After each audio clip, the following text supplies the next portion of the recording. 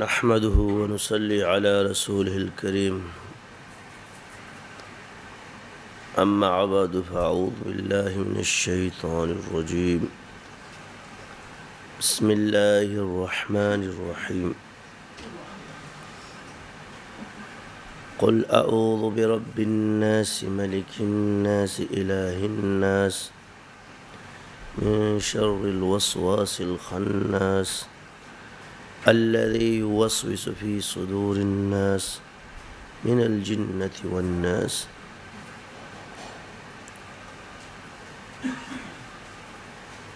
قال النبي صلى الله عليه وسلم تائب من الذنب كمن لا ذنب له أو كما قال عليه الصلاة والسلام خوار ہیں بدکار ہیں ڈوبے ہوئے ذلت میں ہیں خوار ہیں بدکار ہیں ڈوبے ہوئے ذلت میں ہیں کچھ بھی ہے لیکن تیرے محبوب کی امت میں ہے حق پرستوں کی اگر کی تو نے دل جوئی نہیں تا نہ دیں گے بت کے مسلم کا خدا کوئی نہیں۔ میرے واجب الاحترام عزیز ساتھیوں، آگے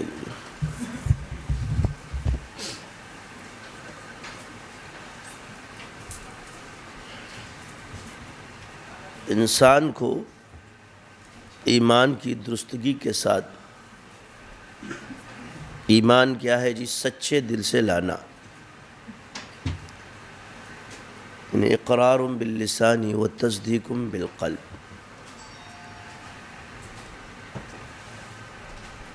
یعنی وہ علم ہمارے پاس ہو کہ جسے میں صحیح ایمان کا پتہ چلے۔ پھر بنانے کی چیز کیا ہے؟ یقین۔ ایمان لانے کی چیز ہے اور یقین بنانے کی چیز اور عمل کرنے کی چیز۔ سب سے زیادہ محنت جو ہے کہ یہ ضعف یقین جو ہے یہ بڑی خطرناک چیز ہے۔ آپ علیہ السلام نے فرمایا کہ مجھے اندیشہ ہے اپنی امت میں ضعف یقین کا۔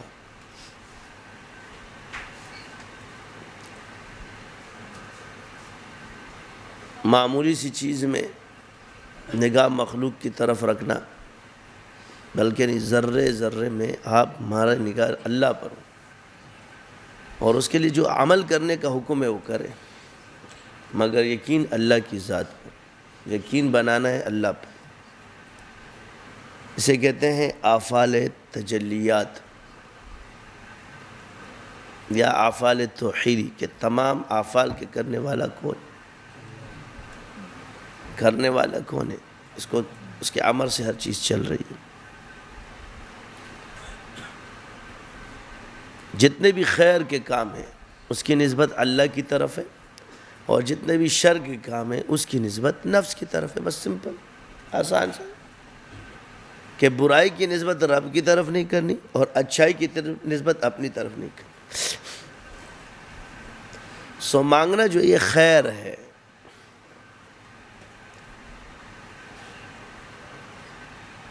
اس لیے مانگنے کے لیے جو ہے وہ اللہ کے سامنے انسان کی جستجو، اور ذریعے بھی اللہ نے پیدا کیے۔ سب سے بہترین ذریعہ کہ آپ اللہ کو پکاریں۔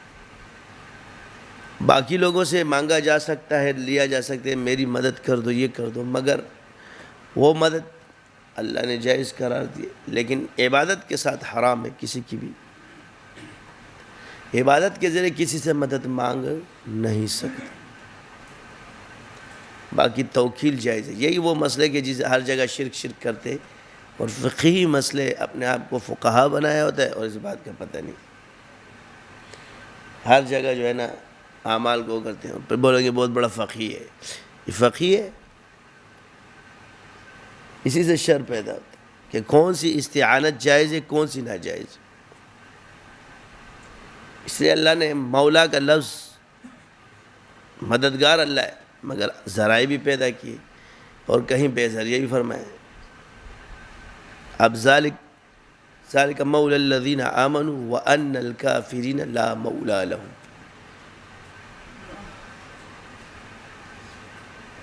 مسلمانوں کا مولا تو اللہ ہے مگر کافروں کا کوئی مولا نہیں. لیکن اللہ قرآن میں فرماتے ہیں اکثر جی مسائل چھڑ جاتے. تو سب سے پہلے کہ ایمان ایک چیز یہ بھی ہے کہ کسی طور پر انکار شریعت نہ ہو، مسائل میں اختلاف ہو، فروعی ہو، نظریاتی طور پہ آپ اس چیز کا انکار نہیں کر سکتے، مگر فروعی طور پہ وہ چیز جائز ناجائز ہو سکتی ہے. اور نظریہ جو ہے یہ عقیدے کا نام ہے. آج کل تو جماعتیں بن جاتی، ایک ٹوپی والے وہ جو اپنے آپ کو جو ہے نا جماعت اہل سنت، تو ہمارا عقیدہ ہے اہل سنت والجماعت. کیا ہے؟ ہم عقیدتاً اہل سنت والجماعت. اب ٹھیکہ بنایا ہوا ہے. اب یہ عقیدے کا نام بھی جو ہے نا لیبل جو ہے نا اپنی پارٹیوں پہ پھینکنے، وہ دوسرے ٹوپی والے جو ہے بس اہل سنت ہے، دوسروں کو اہل سنت یعنی ٹھیکے داری. اہل سنت والجماعت وہی ہے جو ان عقائد کا پیروکار ہوگا.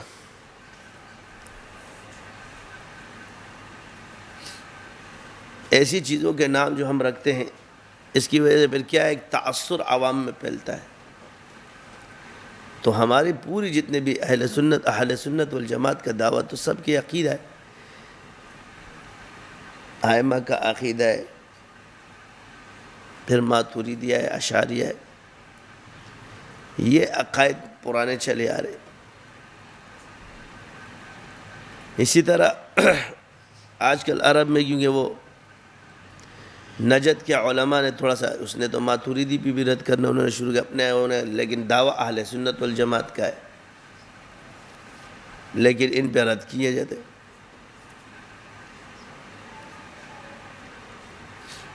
تو ہر دور میں ایک چیز تو دیکھی گئی ہے کہ بس بات یہ ہے کہ ہر آنے والا آدمی پچھلے علماء پر اعتراض ہی کرتا رہے گا تو رہ کیا جائے گا. میری جیسے یہ بہت بڑی زیادتی ہے اہل علم کے ساتھ، اور اہل علم سے بھی یہ صحابہ ہوتا رہتا ہے. صحیح طریقہ یہ اگر کوئی روایت مل جائے یا کوئی چیز حدیث کے خلاف یا اس کے نص کے خلاف کبھی کبھی چلی جائے تو اس کی اچھی تعویل کر لی کرے کہ بھئی علماء کے پاس اس وقت جو ذرائع تھے انہوں نے اپنا وہ کیا اور وہ اس مذہب میں اس رائے پر ہے. تو اس سے ہمیں ایک اصول دیا گیا کہ اگر روایت آ جائے تو اس چیز کو چھوڑ سکتے،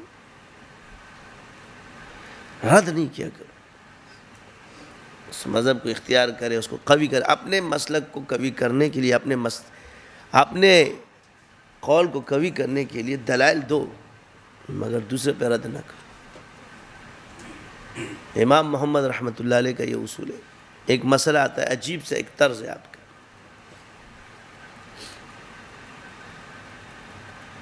آپ کا طرز یہ ہے کہ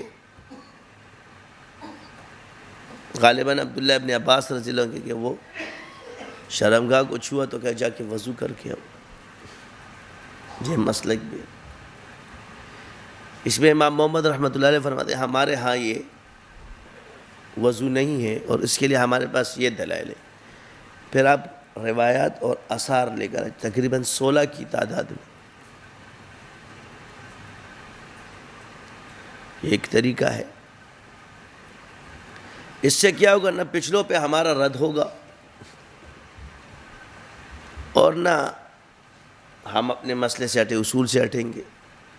ان کے بعد جو ذرائع تھے، جو چیز تھی، جو حالات ہوتے، بسا اوقات یہ بھی ہوتا ہے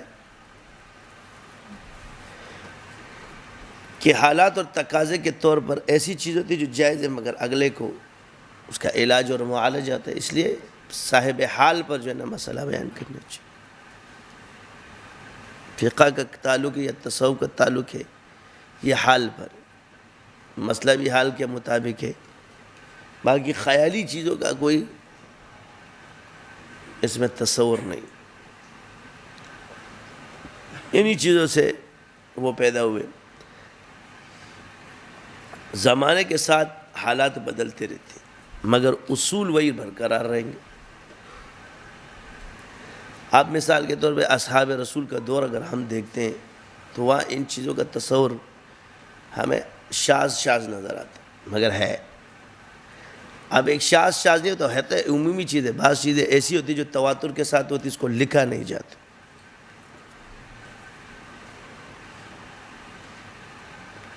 جیسے کلمہ ہے لا الہ الا اللہ محمد، اس پہ اتنا تواتر ہے کہ اس کو کسی روایت میں دیکھا ہی نہیں یہ اتنا، اس انداز سے لا الہ الا اللہ محمد الرسول اللہ۔ باقی جزیات میں آپ کو مل جائے گی۔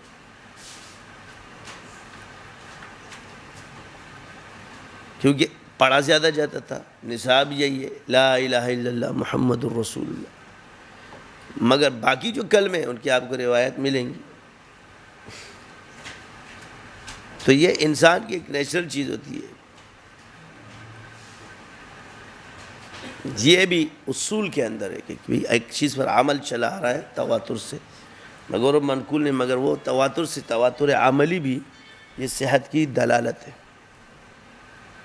اب یہ اصول باہر کر دو، سب جگہ نقل لے آؤ، یعنی عمل خاندانی چلتے ہمارے ہاں پشتوں میں ایک بات کہا کرتے تھے، اب یہ کہتے ہیں میں خود اس چیز کا کبھی جب جس چیز پہ علماء کا اتفاق ہو، اولیاء اللہ علماء راسخین سے مراد جو ہے نا علماء ہر کوئی، کیونکہ آج کل علماء بن گئے، بس یہ علماء راسخین ہے اور اولیاء صدیقین ہے، اصل یہ علماء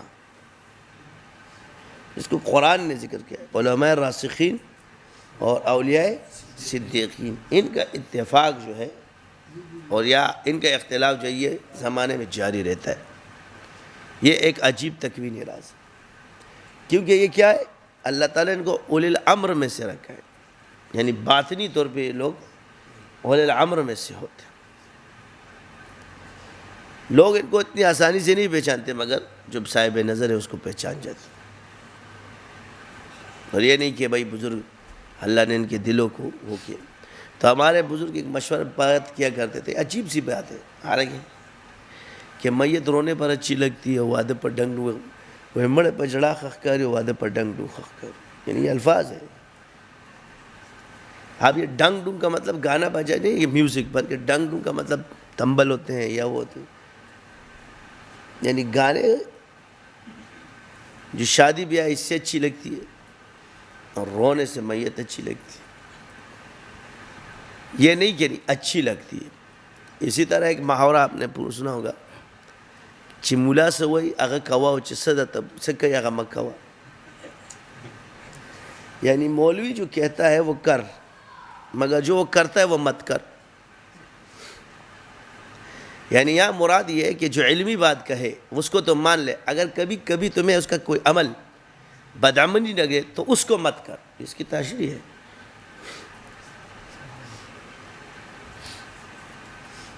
اکثر ان باتوں میں جب بندہ چھانٹتا ہے نا، باتیں ہی نکلتی،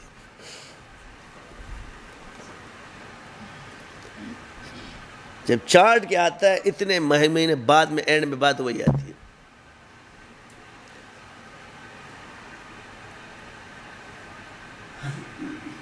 ایک نعرہ اور لگتا تھا ہمارے ہاں، وہ زوڑ ملا اور زڑے تراوے،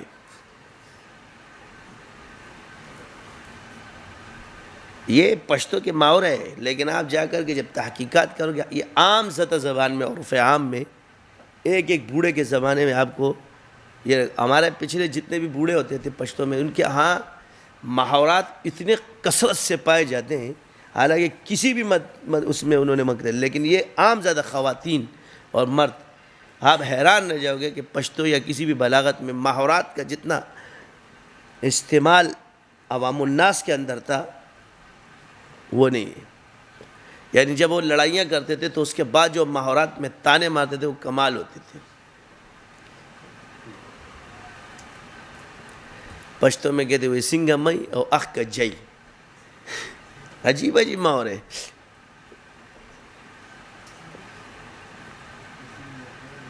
وہ چسے کرے اگر برے بے، یہ محاورات ہے جو یہ پشتو اردو میں سب یہ محاورات آپ کہتے ہیں جو بوگے وہی کاٹو۔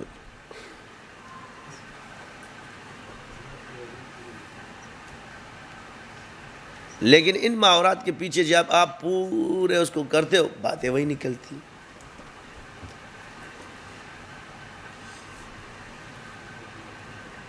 اس لیے کسی کو ایسے مت کو جی پاگل کا بچہ ہے فلاں ہے. اسی طرح بڑے بزرگ کہتے تھے جب عورتیں پیدا تو ان کے ہاں نظر کا ایک دم ہوتا ہے. آج بھی پرانے ہمارے ہاں ہیں. میں آپ کو بول رہا ہوں کیونکہ یہ تحقیقات ہوتی کہ جی ان پہ کیوں ہے, ان کے ہاں ہے. وہ ہر چیز کو کر کے اور پھٹکری کو عورتیں جو ہے وہ نظر کا دم روزانہ ڈالتی. د نظر اشے بھائی د نظر آج بھی پرانی. ہم لوگ اس کو کیا کہتے ہیں دقیانوسی بات ہے. 25 سال جب ہم نے اس علم میں لگایا نا, ہم نے کہا اتنا مضبوط دم ہے کہ آپ سوچ بھی نہیں سکتے. یعنی قرآن اور حدیث کے بعد مجربات میں اس سے بڑا عمل نہیں ہے. مسنون اعمال تو بہت بڑے ہوتے ہیں لیکن مجربات میں اس سے بڑا عمل نظر کاٹنے کا آپ کو نہیں ملے گا. لیکن یہ ایک عورت کے پہلے ہر عورت کو جس نے قرآن صرف سادہ پڑھا ہوتا تھا اس کو یہ دم آتا تھا. یعنی آپ مجھے بتاؤ کہ اس دور میں ہر ماں کے پاس یہ دم تھا اور آج چند ماؤں کے پاس یہ دم ہوگا.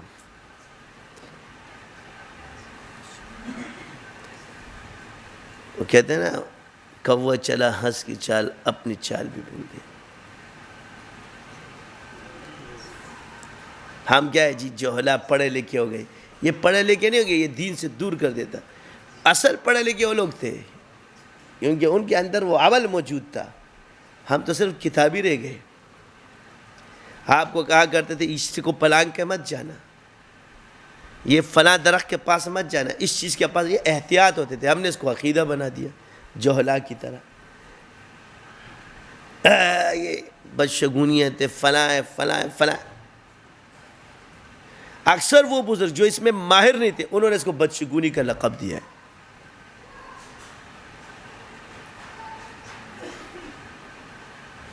اور انہی کے اس پر عمل کرنے کے بعد یہ ساری تباہیاں آج آپ لوگوں پہ پڑی ہوئی ہیں کیونکہ وہ اس کے ماہر نہیں تھے اور آپ نے ان کی تقلید کی.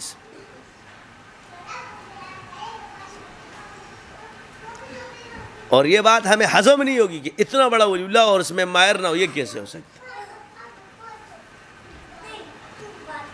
تیار نہیں ہوتے.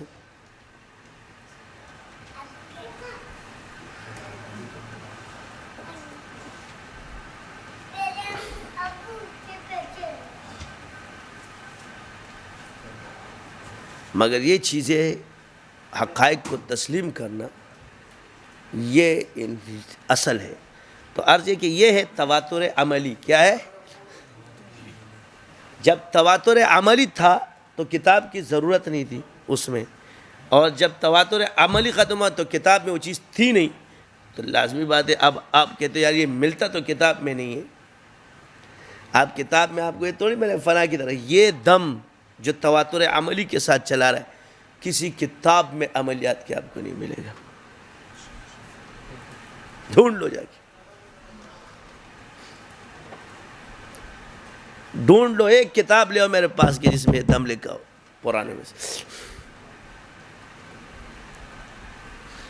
مگر یہ گاؤں دیہات میں اتنا عام ہے کہ آپ سوچ نہیں سکتے. اس لیے چند دن آپ منطق اور فلسفہ پڑھ کے تمہاری کھوپڑیاں خشک ہو جاتی ہے, پھر کہتے ہو جی ہم آسمان کے سر بن گئے. میں نے تو 25 سال لگائے فلاں لگائے. صرف نحو پڑھو. میں آپ کو بتا رہا ہوں اگر میں یہ بات غلط کروں اس میں مہارت حاصل کرو. اس کے بعد قرآن کے ترجمہ اسی کے ساتھ پڑھو. حدیث کی میں اس کو کراؤ. باقی کتابوں میں کیا بلاغتیں دیکھتے ہو, قرآن میں اجرا کراؤ ان کو. میں خود اب اس پر یہ طریقہ مجھے بتایا گیا لیکن عمل میرا بھی کمزور ہے اس میں. یہ وہابی طریقہ ہے چل رہا ہے تو. اور اس کے بعد ان کو چلہ کشیاں کراؤ اور لطائف پر ذکر کراؤ. کوئی دنیا میں تمہیں فیل کر جائے میں تو زندہ تو بڑی بوئے مر جاؤ میرے پک اپ کر کے پیشاب کر دیں.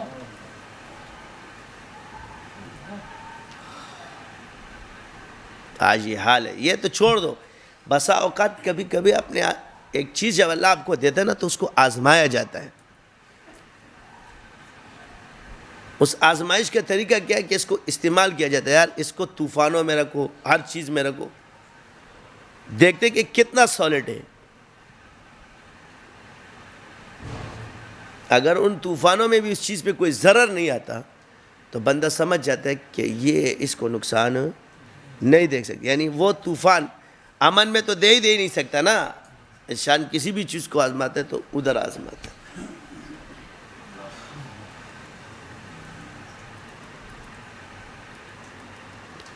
اس لیے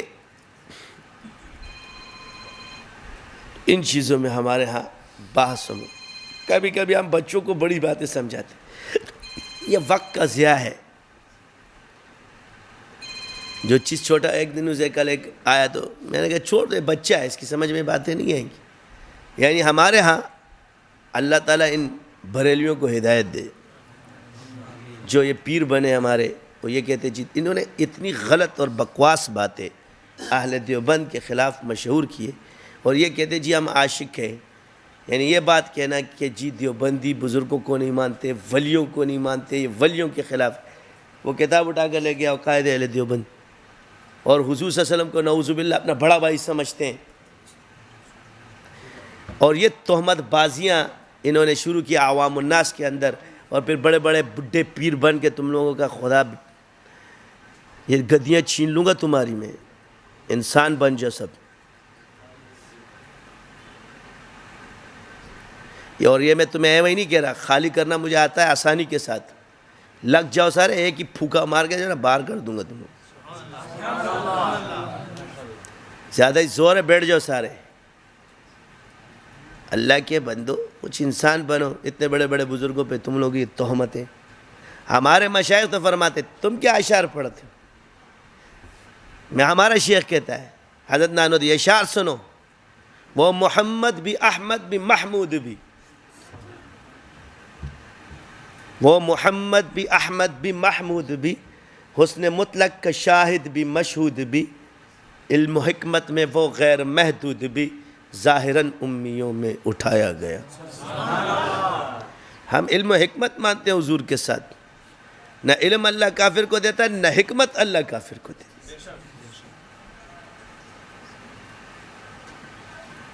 یہ معلومات ہیں.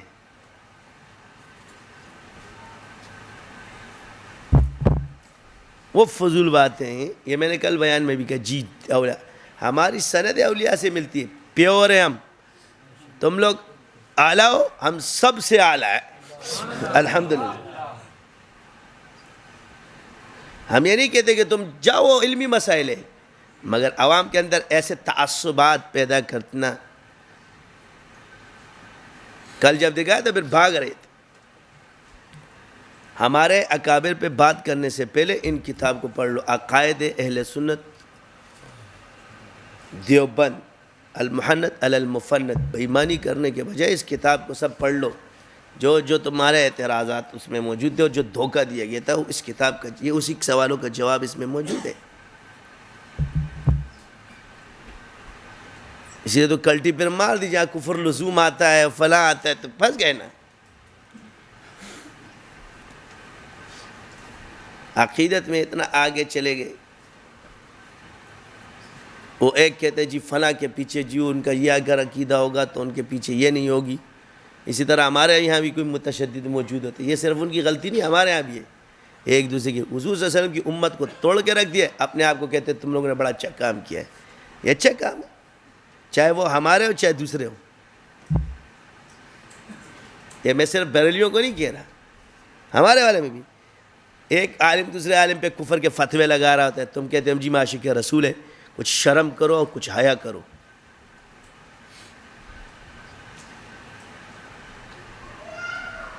یہاں بیٹھے اپنے آپ کو ٹھیکیدار بنائے. تم لوگوں کے پر ابلیس بیٹھے ہوئے. آپ علیہ السلام کو صرف یہ عزیز نہیں ہے، حضور کو اپنا ہر امتی عزیز ہے.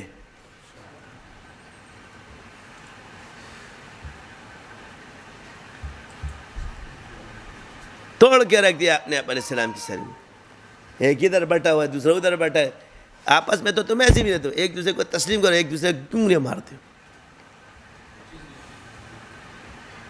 بعد میں ایک صوفی ہو جائے گا تو پھر وہ اس کے پیچھے لگ جائے گا. اسے اپنے مسلک کو چھوڑو مت، چلے رہو، ان کو چھوڑ دو. بعض مسائل میں آپ یہ کرو اور احتیاطاً آپ بڑوں کا لو. سند اب شاہ ولی اللہ کی سب کی جاتی ہے، چاہے میں یہ نہیں کہتا اہل حدیث کی سند جاتی ہے،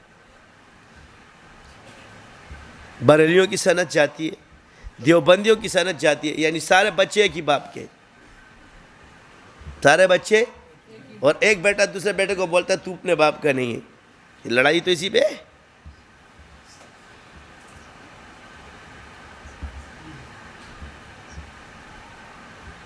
یا تم لوگوں نے مناظروں کے میدان گرم کیے ہوتے جی، عبارات اکابر. آپ کو میں نے کہا نا، نہ بڑوں نے نہ صحابہ نے آپ نے کوئی فیصلہ ہی نہیں چھوڑا ہے. وہ اپنے فیصلے کر کے جا چکے. ایک کتاب لکھ کے انہوں نے اپنا فیصلہ کر لیا، تم کیا اس پہ اپنی کتابیں لکھتے ہو؟ انہوں نے بول دیا ہمارا یہ معنی نہیں ہے، بس ختم.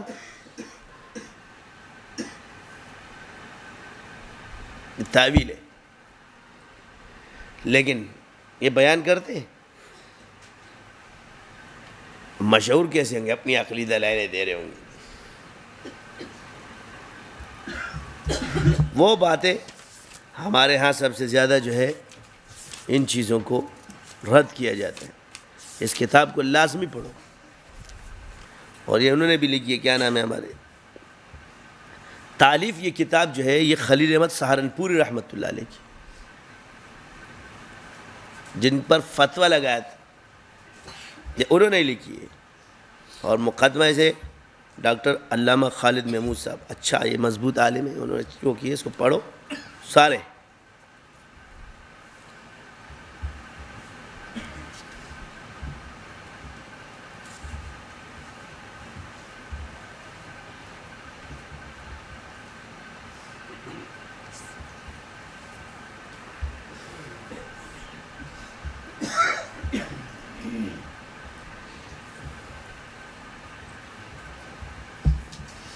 اب یہ کتاب کیوں ہے کہ اس میں ہمارے ہاں بھی آج کل، کیونکہ وہ وہاں چل رہے، کیونکہ ہمارے بھی رال اور وہ ختم ہو جائیں گے، کیونکہ آج کل کے عرب تھوڑے اس میں متشدد ہے، تو یہ المحنت کو چھپا کہ عربیوں کے ہاں کہیں ہم وہ نہ ہو جائے. اپنے مسلک پہ رہو یار. دوسروں کو چھپانے کے لیے آپ بیٹھ کے پھر مسلک جو ہے نا، مسند دیوبند چھوڑ کے ادھر بیٹھ جاؤ. ہم ان کو برا بلا نہیں کہتے، لیکن جب مسند دیوبند پر بیٹھے تو پھر باتیں بھی دیوبندیوں والی کرو. سوال پہلا جو ہے اور دوسرا، پہلا سوال ہے یہ بسم اللہ الرحمن الرحیم، یہاں سے یہ سوال شروع ہوتا ہے. دیکھو کیا فرماتے ہو؟ شد رحال میں سید الکائنات علیہ السلام کی زیارت کے لیے تمہارے نزدیک اور تمہارے اکابر کے نزدیک کیا کہا؟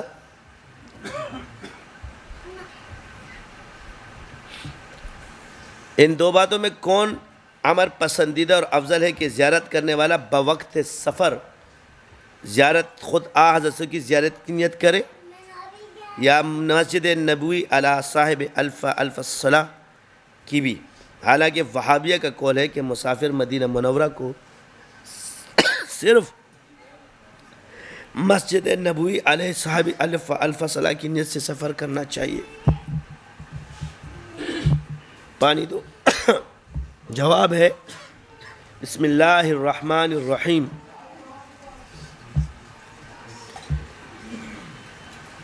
شروع اللہ کے نام سے جو نہایت مہربان ہے اور رحم والا ہے، اور اس سے مدد اور توفیق درکار ہے. یہ میں بریلیوں کو بتا رہا ہوں، یہ ہمارے عقائد سنتے جاؤ، لوگوں کو گمراہ مت کرو. ہمارے لوگ یہاں کر کے ایسی فضول باتیں کہ ایک امت گستاخ، جب ایک شخص کو آپ گستاخ رسول کہتے ہو تو مسلمان نہیں ہوگا. اور باقی ہم سے نہ ٹکراؤ، تمہارا پالا مناظرین سے بڑا. میں تمہیں ایسے ایسے حوالے پیش کروں گا کہ تم اپنے اعلیٰ حضرت کو نہیں بچا سکو گے. تم نہیں بھائی، میرے پاس تعویل ہے مگر آپ کے پاس نہیں ہوگی. میں انہی کی کتابوں سے پیش کر سکتا ہوں. اس سے فساد پیدا ہوتا ہے، بری بات ہے. بچہ آپ کہتے ہیں بدتمیز، جن کو یہ بھی تمیز نہیں ہے کہ کسی کے سامنے بیٹھ کے بات کس طرح کی جاتی ہے. ایک پیر سے ہمیں سکھانے آؤ گے کہ جی ہم کیا ہے. آپ کی وہ سنی، آپ کی ویڈیو سنی.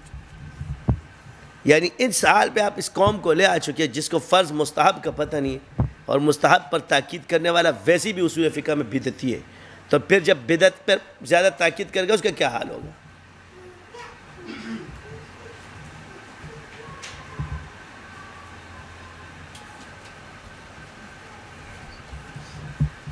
ایک دوسرے کے مذہب کا خیال رکھو، آپ نے وہ نہیں کرو. چلو بھائی ٹھیک ہے. یہ الزام ہے. اب دیکھو توفیق اس کے قبضے میں ہے کہ تحقیق کی باغیں. حمد و صلاح و سلام کے بعد اس سے پہلے کہ ہم جواب شروع کریں، جاننا چاہیے کہ ہم اور ہمارے مشائخ اور ہماری ساری جماعت بحمد اللہ فروعات میں مقلد ہیں مقتدائے خلق حضرت امام حمام، امام اعظم ابو حنیفہ نعمان بن ثابت رحمہ اللہ کے اور اصول اور اعتقادیات میں پیرو ہیں. ہم امام ابو الحسن اشعری اور امام ابو منصور ماتوریدی کے اور طریق صوفیہ میں ہم کو انتساب حاصل ہے. سلسلہ عالیہ نقشبندیہ اور سلسلہ بحضرت قادریہ مرضیہ مشائخ سہروردیہ کے ساتھ. اور دوسری بات ہے کہ ہم دین کے بارے میں کوئی بات ایسی نہیں کہتے جس پہ کوئی دلیل نہ ہو، قرآن مجید کی یا سنت کی یا اجماع امت یا قول کسی امام کے. اور بھائی ہم دعویٰ نہیں کرتے کہ قلم کی غلطی یا زبان کی لغزش میں 100 خطا سے مبرہ ہیں.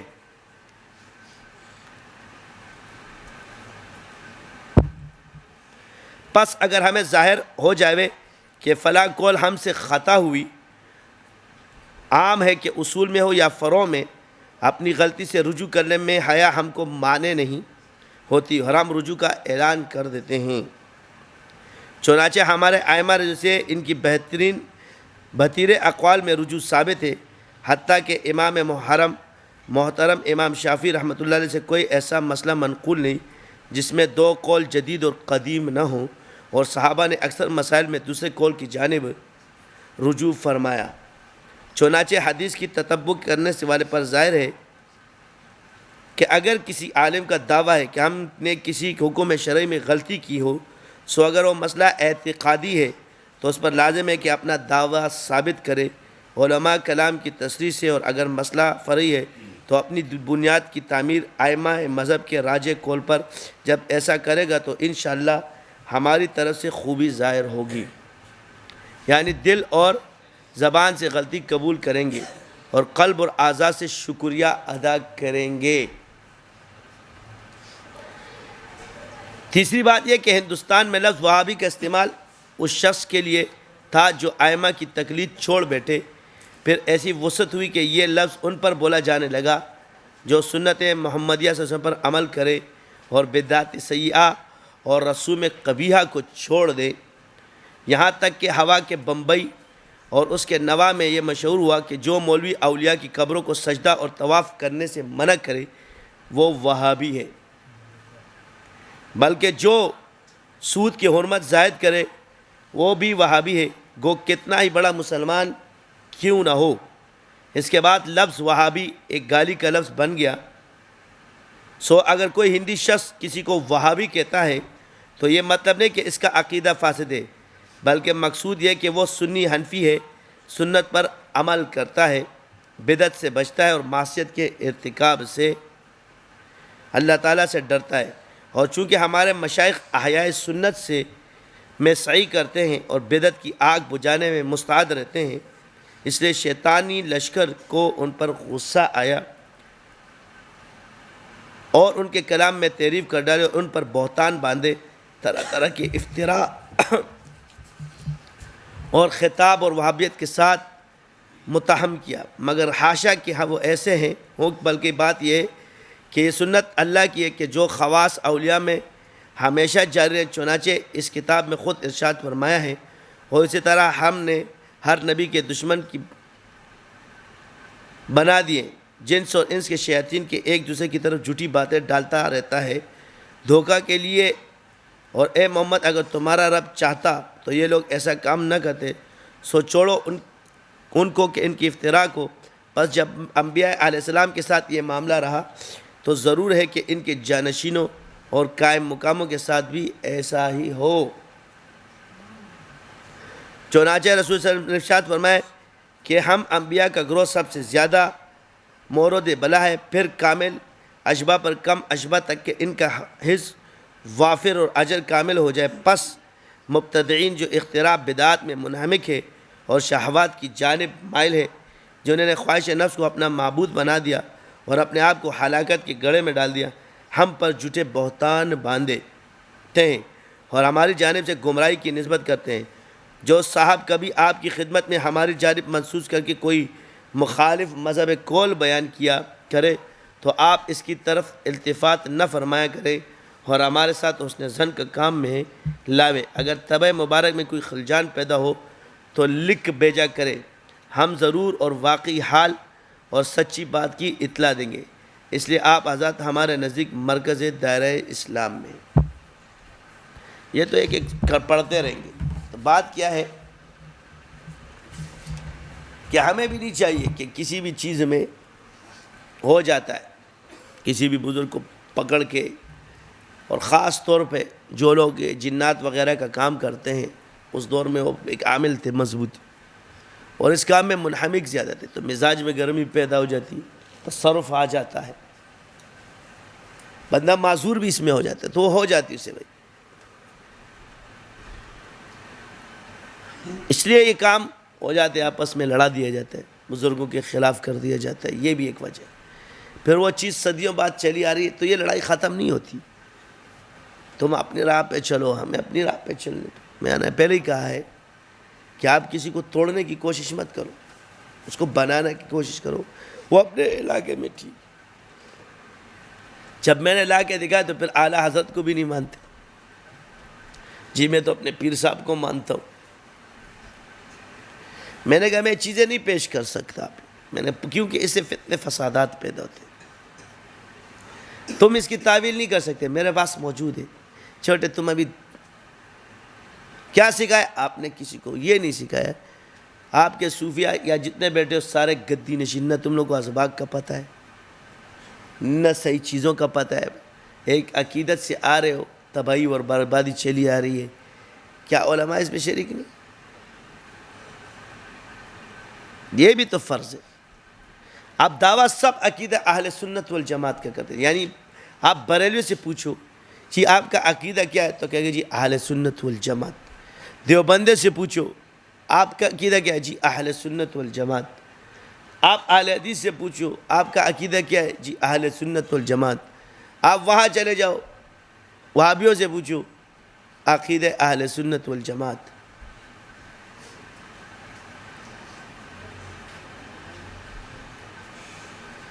سب، لیکن تمام کتابوں میں چاہے وہ اہل حدیث کی ہو آپ پڑھ لو، چاہے وہ ہماری لکھا ہوا ہے انہوں نے،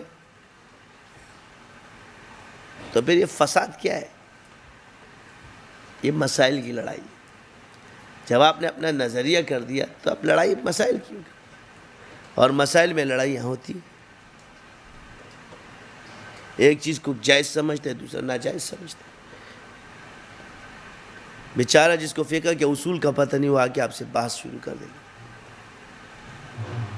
اس لیے سب سے بہتر مسئلہ اعتدال کے راستہ یہ ہے کہ حاجی صاحب نے اس کو مسائل میں فروع کو ترخیص اور قول حضرت گنگوئی کے اختیار فرمائے کہ ان کی اتباع۔ بات یہ کہ عمل ہم اپنے بزرگوں کے اس پہ کریں اور دوسروں کے لیے مسائل میں فروع رکھیں۔ نظریہ نہ بنا کہ جی بیٹھ گئے۔ آج ہمارے ہاں جو لوگ اس کو بدعتی بولتے تھے 12 ربیع الاول کو، اب وہ 12 ربیع الاول کو خود 12 ربیع الاول منا رہے تھے، اور سب سے زیادہ فساد تم لوگوں نے کھڑا کیا تھا۔ جب اس وقت بزرگوں نے فرمایا کہ حاجی صاحب نے کہ اس کو فروعی مسئلہ سمجھو، تو تم نے کہا کہ یہ تو بدعت ہے اور وہ غیر عالم تھے۔ یہ سارا یہ مشہور کرنے والے یہ اقوال ہمارے یہ لوگ تھے، جی وہ غیر عالم تھے، وہ مدرسے سے فارغ نہیں تھے، غیر عالم تھے۔ یہ اللہ علم میں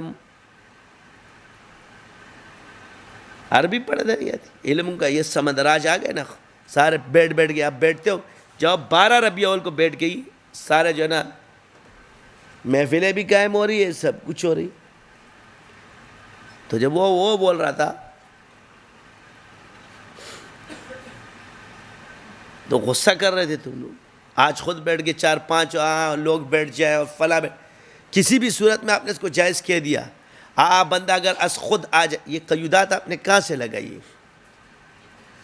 یہ نہیں کرنی چاہیے، وہ نہیں کرنی چاہیے. ادھر ایک نے ہمارے کتاب لے گا تو اس کو جب جواب دیا تو کیا آپ کے جی یہودیانہ استدلالات ہے. اب میں اس کی کلپ سن رہا ہوں، یعنی اس کا دلیل جو ہے، یا ہمارے کتاب لکھ کے بیٹھ جاتے ہو، سامنے جاؤ نا.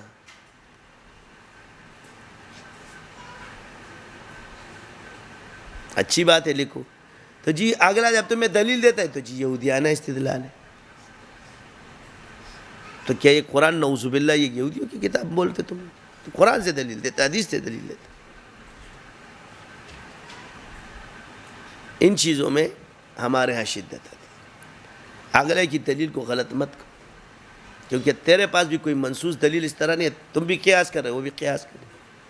تیرا قیاس ٹھیک ہے اور اس کا قیاس باطل ہے. مولوی تم دونوں. یہ جب آپ دوسرے کو ڈیگریڈ کرتے اس سے نقصان ہوتا. جب پھنس گیا ہر طریق سے، پھنساؤ آپ اس کو. ایک شعر میں نے پڑھا تھا، اس کا مطلب نہیں آتا تھا، ہوا اڑ گئی تھی ساری. میں نے اپنوں کو بھی تولا ہوا ہے، تم لوگوں کو بھی تولا ہوا ہے. میں تم سب کے تولے تولے جانتا ہوں. اپنے نفس بناؤ. یہ آپ لوگوں کے اندر جو ہے نا یہ کبر ہے، شہرت پسندی اور وہ بے جا کے مرض مبتلا ہو. اس کو آپ لوگ اخلاص سمجھتے ہو، یہ تباہی ہے. اخلاص نہیں ہے. آپ علیہ السلام کی امت کو توڑ کے رکھ دیا ہے. پہلے تو اوروں کے پیچھے لگے تھے، اب طارق جمیل صاحب کے پیچھے لگ گئے.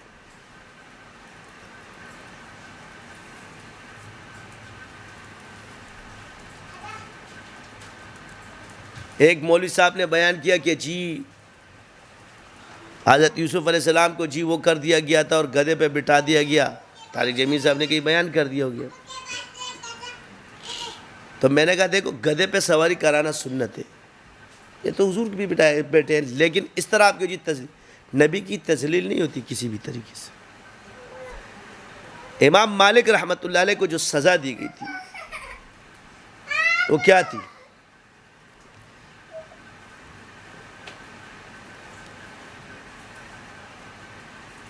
وہ بادشاہ نے کیا کیا تھا؟ گدھے پہ بٹھا کے کیا کیا تھا؟ منہ کالا کیا تھا. العلماء ورثۃ الانبیاء.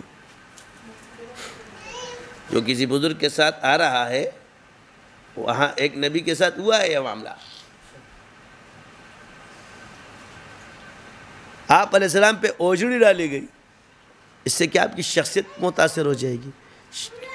اس کو پتہ نہیں کیا. وہ ہمارا ایک بزرگ بابا جی ادھر وہ بیٹھے ہوئے، آپ نے پڑھا ہے.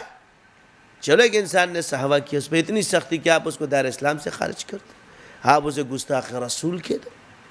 ادھر ہمارا ایک صحیح چیزیں نہیں ہیں. آپ ان کی شہرت سے وہ اصل بات کرو نا. تم لوگ اس کے شہرت سے نہ لاؤ کہ آپ کیوں مشہور نہیں ہے. تمہارے نفسوں کے اندر خباثت پڑی ہوئی ہے اور بیٹھے آپ لوگ کہتے ہیں جی ہم بہت بڑے ہوئے.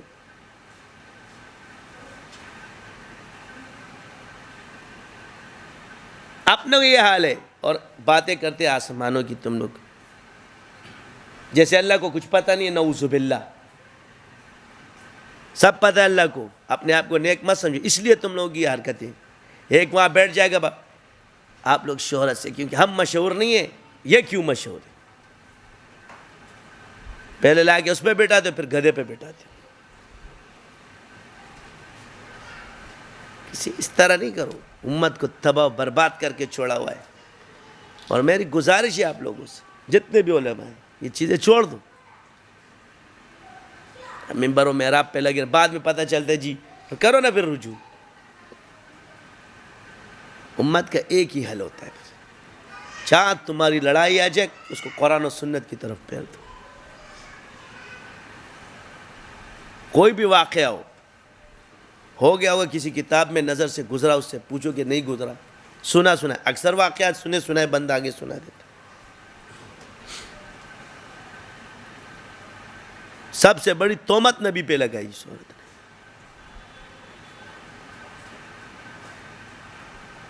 یہ اتنا بڑا مسئلہ نہیں ہے کہ آپ اس کو اتنا بڑا اٹھا لو جی اس کو کر دیا تھا، یہ کہ ایک نبی پہ تہمت لگا رہی ایک عورت.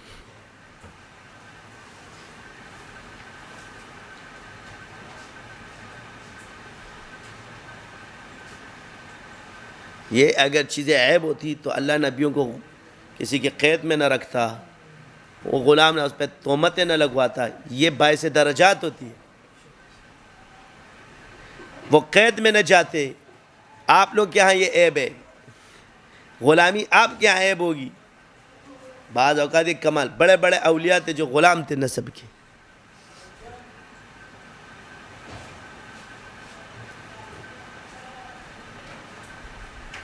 بیٹھ جاؤ گے بھائی، شروع ہو جاؤ گے خیالی پلاؤ پکاتے رہو گے، پھر کہو گے جی اگلے جیسے للو بیٹھے ہوئے.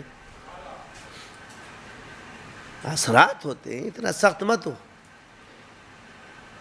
کبھی کبھی ایک دیکھو کہ تمہارا ایک مشہور آدمی ہے، اس کے پیچھے کوئی سحر تو نہیں لگا، اس کے بغل میں بیٹا کوئی جو وہ کوئی عامل ہے، چکر لگانے والے. تم لوگ عملیات کا تو الف با کا بھی پتہ نہیں ہے، ان کو بغلوں میں بٹھایا آپ لوگوں نے. اس کو کیا پتا یہ کیا کامل کا علاج کرے گا.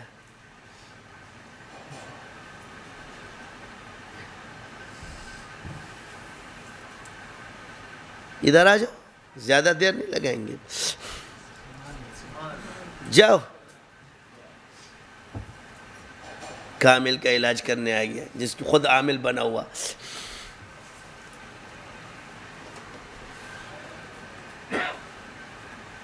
ہم کامل، ہمارا اللہ کا شکر ہے سلسلے میں یہ ساری چیزیں پتہ ہے ہمیں. ان کو تو عملیات کا کک کا بھی پتہ نہیں ہے. تم لوگوں نے ان کو بٹھایا، آپ لوگوں نے ان کو پگڑیاں پہنائی. حال یہی ہے جن کو یہ بھی پتہ نہیں، یہودی جادو کا پا جائے گا تو کر رہے ہو. تو ہمیں بھی پتہ، تم کیا کر رہے ہو؟ لوگوں کو بتانے کے لیے کر رہے ہو. تم پہ فلاں جادو کر رہا ہے، اس کو نفسیاتی. تو کیا کر رہا ہے؟ تجھے بٹھایا رہا کرنا. ان کو یہ پتہ نہیں ہے کہ جادو نفسیاتی ہے، جادو حقیقی ہے، وہمی ہے، خیالی ہے. باتیں کرتے کون سا جادو کاٹنا چاہیے، کون سا نہیں کاٹنا چاہیے. کس کتاب میں ملے گا تم کو یہ؟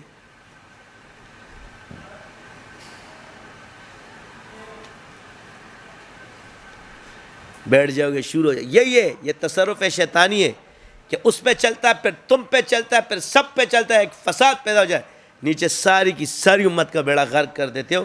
جہاں عقیدت، تمہارے عقیدت مند آپس میں لڑنا شروع ہو جاتے ہیں.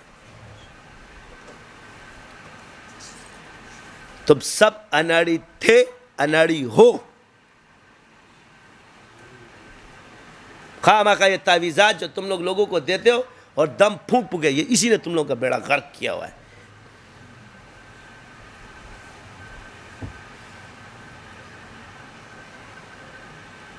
دائرہ اسلام سے خارج ہو گیا.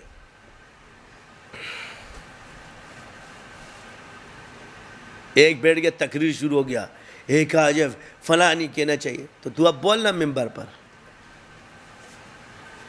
میں بھی گیا تو اس بیان میں مجھے پتہ چل گیا طارق جمیل کو ٹارگٹ کر رہا ہے. پھر میں نے اس کو بٹھایا، میں نے مولوی صاحب ادھر بیٹھ. پھر جب ٹکا کے 4-5 دے نا تو پھر سارے جمپر اڑ گئے تھے.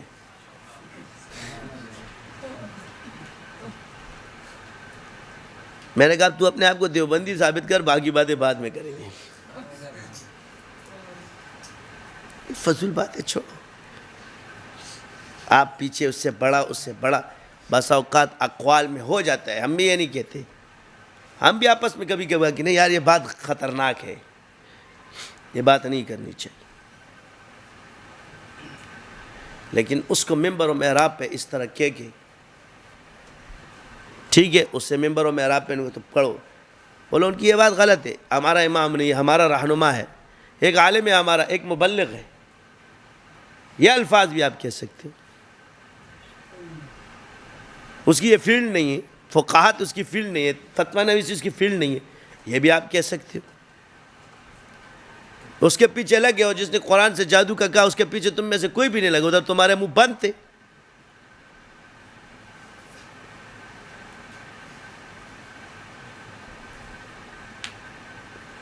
یہ وہ والا کام ہے کہ وہ فائی خان صاحب، وہ میرا کام ہے. وہ ایک بندہ تھا وہاں، اس کا نام تھا وہ رام داس، ہندو.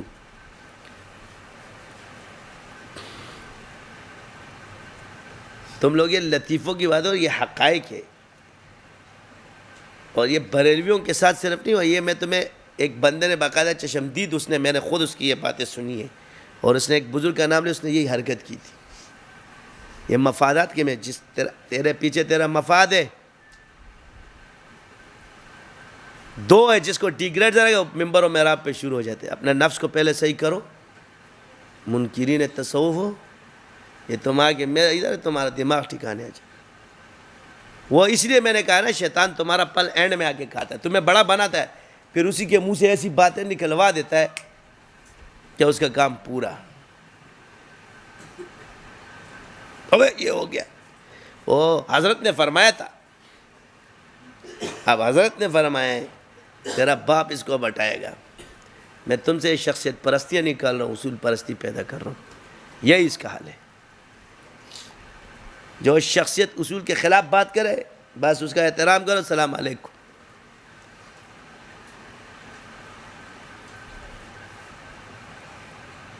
تو اس پہ قرضہ چڑھ گیا، تو ہندو نے کہا کہ مولوی صاحب پیسے دو. اس نے کہا خبردار ہو جا، آرام سے بیٹھ، یہ دکان چلانی ہے کہ نہیں چلانی تمہیں.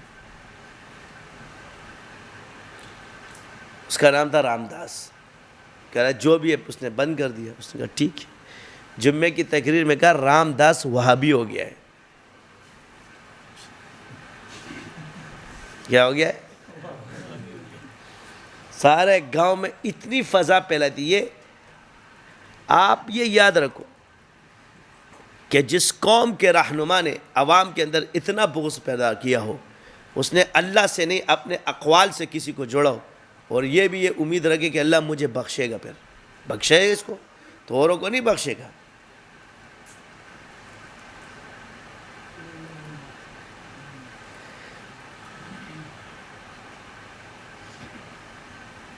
کہا رام داس کیا ہو گیا ہے؟ وہابی ہو گیا ہے.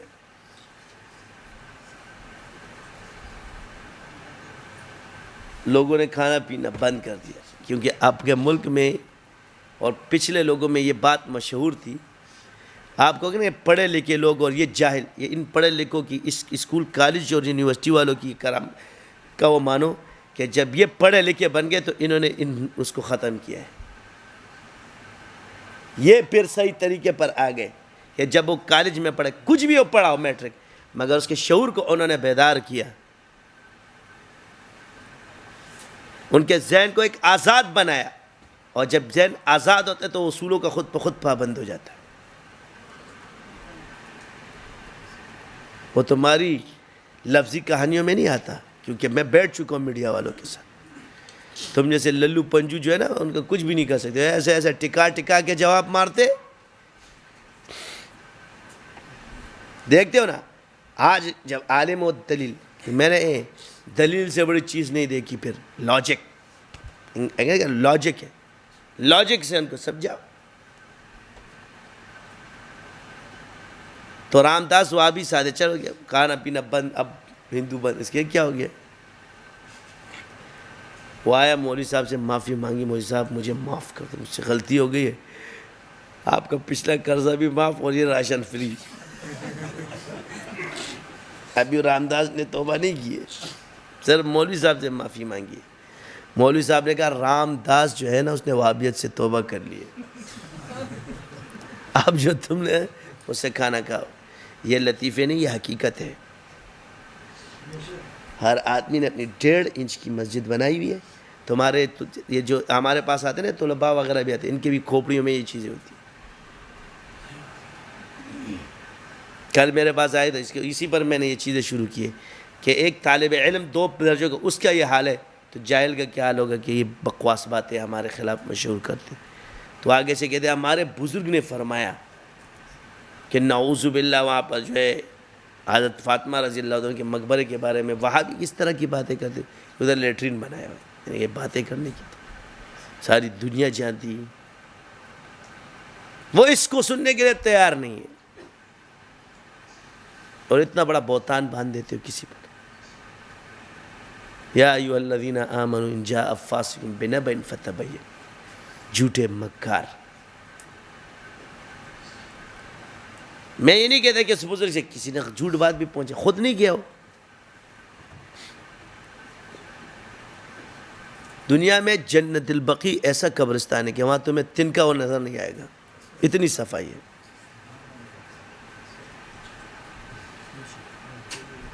اور پھر شرم کرو، کچھ حیا کرو. یہ کہتا ہے کہ میں حضور کا عاشق، اور آپ علیہ السلام کی بیٹی پر اور حضور کی بیٹی کے بارے میں یہ کہتا ہے کہ اس کی قبر کو انہوں نے یہ بنایا ہے. اس کا یہ ایمان ہے کہ کوئی اٹھ کے حضرت فاطمہ کی قبر پہ تصرف کر سکتا ہے.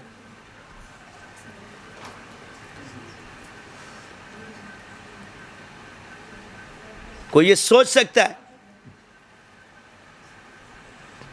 مگر اپنے عقیدت مندوں کے اندر پھر وہ بنے ہوتے، جی اہل بیت بھی بنے ہوئے ہوتے ہیں، سب کچھ بنے.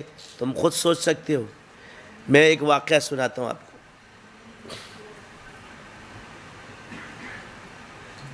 ایک بیل تھا، مست تھا. وہ کیا کرتا تھا، جب تازہ جو بھی قبر بندی ہو قبر میں یوں کہتا اکھاڑ کے پھینک دیتا تھا. ایک طالب علم آیا ایمان والا، اس بندے نے کہا اس لڑکے کا یہ کیوں تم اپنے اس بیل کو سیدھا کرو؟ کہ یہ میں بیل کو کیا سیدھا کروں، ان میں دم نہیں ہے. اس نے کہا یہ بات تو تھی نے کی کہ جب میں مر جاؤں نا یہاں دفن کرنا اور تیرا یہ بیل ہٹ جائے. بعض حکایات جو ہوتی ہے یہ منقول نہیں ہوتی، مگر یہ ہوتی ہے، سچی ہوتی ہے. تو اس نے کہا یہ کیا ہے، میں اس بیل کو، تو آگے سے اس نے کہا اس میں کچھ ایمان نہیں، اور جب میں مر جاؤں مجھے دفن کیا. یہ طالب علم کا واقعہ ہے.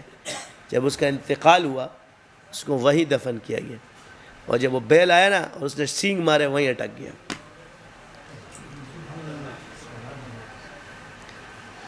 دنیا آگے اس بیل کو نہیں ہٹا سکی. آخر کار اس کو ذبح کیا. اس نے کہا واقعی ایمان والا تھا، تو نے جو بولا تھا وہ ہو کیا رہا. یہ تو ایک طالب علم کا واقعہ ہے، وہ تو میرے آقا کی بیٹی ہے. شرم کرو بے شرمو، شرم آنی چاہیے تمہیں. ایک قطرے خون کے جو گرے کربلا میں یزید کی حکومت کو تھیس نیس کر کے چلے گی.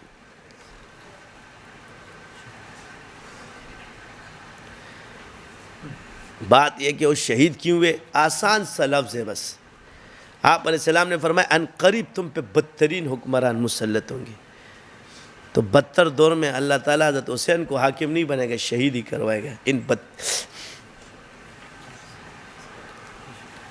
شہادت اعلیٰ چیز ہے اور حکمرانی بدتر تھی، کیونکہ وہ اچھے دور میں نہیں تھے. ان قریب آئیں گے تم پر. اگر حکمران تھا تو ٹکرایا بھی. وہ شہادت کا اعلیٰ مرتبہ پا گئے اور وہ بدتر لوگ ظاہر ہو گئے. اب جنہوں نے ان کو بنایا ہے رائے کی، انہی کی رائے کی برکت ہے کہ ہمارے سامنے یہ لوگ ظاہر ہوئے. ان کی رائے نے کام کیا اور ان کے عمل نے کام کیا. صحابہ کے اس میں اللہ نے خیر رکھی ہے اور وہ خیر ہمارے سامنے آ جا گیا اور ہمارے فتنوں کا پتہ چل گیا. ورنہ کب تک ہمارے اندر رہتے. تو آسان سا حال ہے، ہم نے اس کو دیکھ لیا. ابھی ہم دو فرقوں کو آسان سے، جو یزید کی تعریفیں کرے حضرت حسین کو یہ ناصبی ہے، اس کا ہمیں پتہ چل گیا. اور جو یزید کے معاملے میں سارے صحابہ کو برا کر دیا رافضی ہے، اس کا بھی ہمیں پتہ چل گیا. نہ یہ واقعہ ہوتا ہے نہ ان کا پتہ چلتا. اب ان کو جتنا بھی صابن لگا دو اس چیز کو ماننے کے لیے تیار نہیں صاحب. اور اسی کی آڑ میں وہ صحابہ کی گستاخی کرتے اور یہ بھی اس آڑ میں صحابہ کی کو کم کر دیتے. دونوں آپ کے سامنے. حضور نے فرمایا میری امت میں 73 فرقے بنیں گے، بس فرقے پہچان لو. اب تم ان فرقوں کو ٹھیک نہیں کر سکتے، خود اپنے آپ کو ٹھیک کرو. اس نے بننا ہے. وہ دور آیا حضور کی آل شہید ہوئی، کیوں حضور نے فرمایا.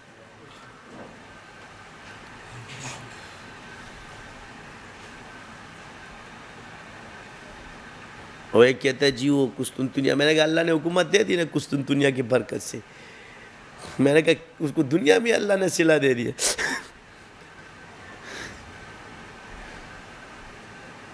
بس ہو گئی نا, بس وہ اتنا بڑا حاکم بنا دیا ہو کہ بس صلہ مل گیا. باقی ہدایت اللہ کے ہاتھ میں.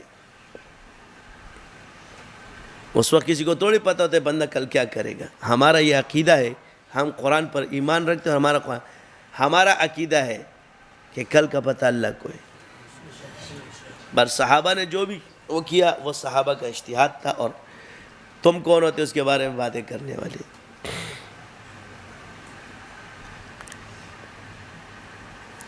آج کل اپنے آپ کو مشہور کرنے کے لیے اٹھے گا انجینئر ہے. ابے بھائی کس چیز کا انجینئر ہے؟ سول انجینئر ہے. کون سا انجینئر ہے؟ جہاں نام کے ساتھ مرزا آتا ہے کام تباہ و برباد ہو جاتا ہے.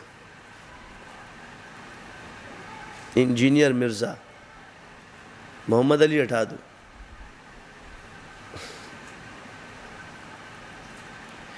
یہی وجہ ہے. اب آپ دیکھو وہ دلیلیں کیا دیتا ہے. آپ بڑی پیاری دلیلیں دے رہا ہے. بات تو صحیح ہے, تم لوگوں کو تو چپ کرا دیتے ہیں.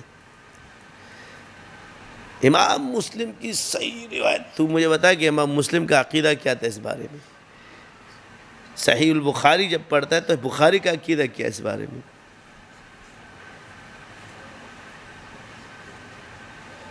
احادیث مبارکہ لکھنا اس کا یہ مطلب نہیں ہے کہ تم مشاجرات صحابہ کو اٹھا کے تم فیصل بن جاؤ. کیا تمہیں یہ حق حاصل ہے کہ تم کسی صحابی کے بارے میں یہ کہہ سکتے؟ جب صحابہ کے عدل کا اتنا اعلیٰ معیار ہے کہ ایک صحابی دوسرے صحابی کا قول کا اعتبار نہیں مانا جا رہا, صحابی پر صحابی کی جرح نہیں مانی جاتی, تو کون ہوتا ہے فیصلہ کرنے والا؟ سوال یہ ہے کہ میں نے ایک بات کہی تھی, لوگوں کو یہ اشکال ہے. آج وہابی طور پہ اس کے جواب اللہ نے دیے. آسان سا جواب پوچھو اور زیادہ بحث مت کرو. فیصلہ کیا ہے ان تمام روایات کے بعد؟ ایک تو واقعہ ہے, فیصلہ کیا ہے؟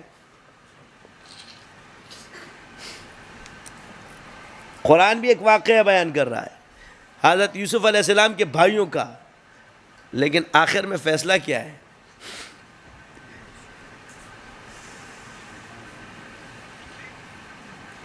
صحابہ کے واقعات بھی قرآن میں موجود ہیں, مگر فیصلہ کیا ہے؟ رضی اللہ عنہم ورضوا عنہ. ہر آنے والی بات جب تمہیں ملے گی, حضور نے کیا فرمایا صحابہ کے بارے میں؟ فیصلہ کیا ہے؟ اصحابی کالنجوم ما انا علی و اصحابی. اب تم ٹیڑے بن جاؤ کہ جی یہ اس سے وہ صحابہ مراد نہیں, یہ صحابہ مراد نہیں. یہ تم نے کہا, حضور نے نہیں کہا. یہ تمہارے بزرگوں کی غلطیاں ہیں, حضور نے نہیں فرمایا. 1.25 لاکھ انبیاء ہے تو صحابہ بھی وہی رہیں گے. میں نے کہا نا تم پہ کھلا ہی نہیں ہے. اگر تم پہ کھلتا, آپ کے 9 سال کا محدث ہو سکتا ہے, امام بخاری کو 10 سال میں 6 لاکھ حدیثیں یاد ہو سکتی, تو جس کو حضور نے دیکھا اس کا کیا حال ہوگا؟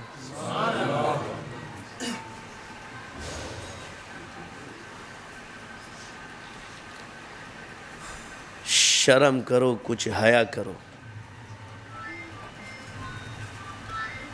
تمہاری صحبت میں بیٹھنے والا اور حضور کی صحبت میں بیٹھنے والا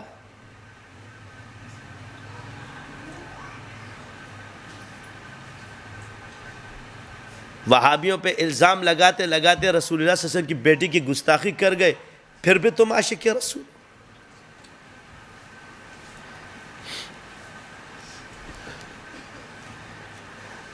حضرت حسین رضی اللہ تعالی عنہ, آپ کا فیض اتنا, یہ بات کبھی کبھی میں سکتا کہ یہ جو ان کے عشق میں وہ کہتے ہیں نا حد سے بندہ بڑھ جاتا ہے, یہ حال طاری کرتا ہے. اس کی مٹھی میں اثر ہے, ان کا فیض بندے کو بالکل گھما دیتا ہے. مگر تمہارے دل ہی پتھر کے بنے, تمہیں کیا پتہ چلتا ہے؟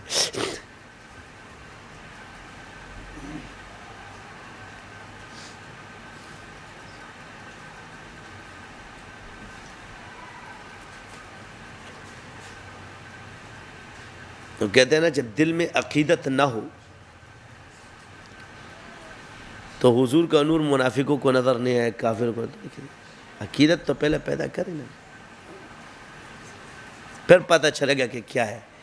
ہمارے بزرگوں نے بات چیز کی کہ فیض اتنا ہیوی ہوتا ہے کہ بندے کو بالکل آپے سے باہر کرتا ہے۔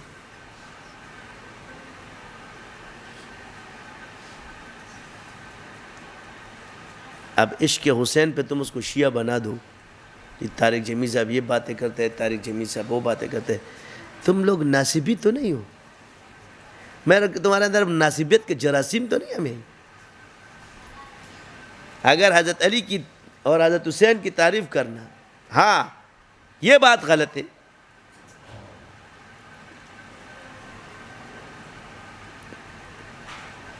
اہل سنت والجماعت ہی اصل عاشق ہے۔ جو عشق آپ ان کا ہم کہیں نہیں، اس عشق کو حضور پہلے ہی بیان کر چکے ہیں اور اس کو حضور نے عیب بھی فرمایا ہے۔ اس عشق کا فیصلہ حضرت علی کر کے جا چکے، آپ اس کے اتنے عاشق مت بنے۔ ہم لوگ حضور نے فرمایا اے علی تم میری امت میں عیسیٰ بن مریم کی مثال رکھتے ہو، ایک تیرا چاہنے والا اور ایک تیرا نہ چاہنے والا، دونوں ظالم۔ کیا فرمایا؟ یہاں کیا مطلب ہے؟ چاہنے والے سے مراد جو شدت سے چاہے، یہ نہیں کہ جو درمیانی طریقے سے چاہے، جو شدت سے، اور وہ جس نے عبداللہ ابن سبا کی شکل اختیار کی اور دوسری نے خارجیوں کی صورت اختیار کی۔ دونوں حضرت علی کی تلوار سے ختم ہوئے۔ دونوں پہ کس کی تلوار چلی ہے؟ کس کا حکم چلا؟ اس کو اگر یہ ان کے یہاں قبول ہوتا نا،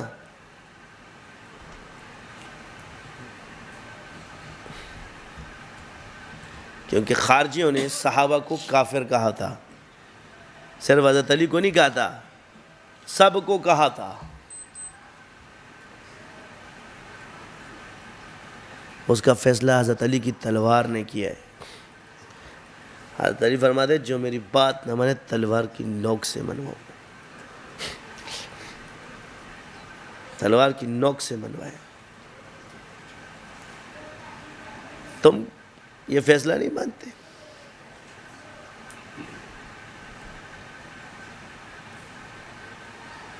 تو شدت سے وہ لوگ جو حضرت علی رضی اللہ عنہ کی اتنی شدت کہ باقی کی تنقیص باقی کی وہ کرے، یہ حضرت علی کے ہاں گمراہ ہے۔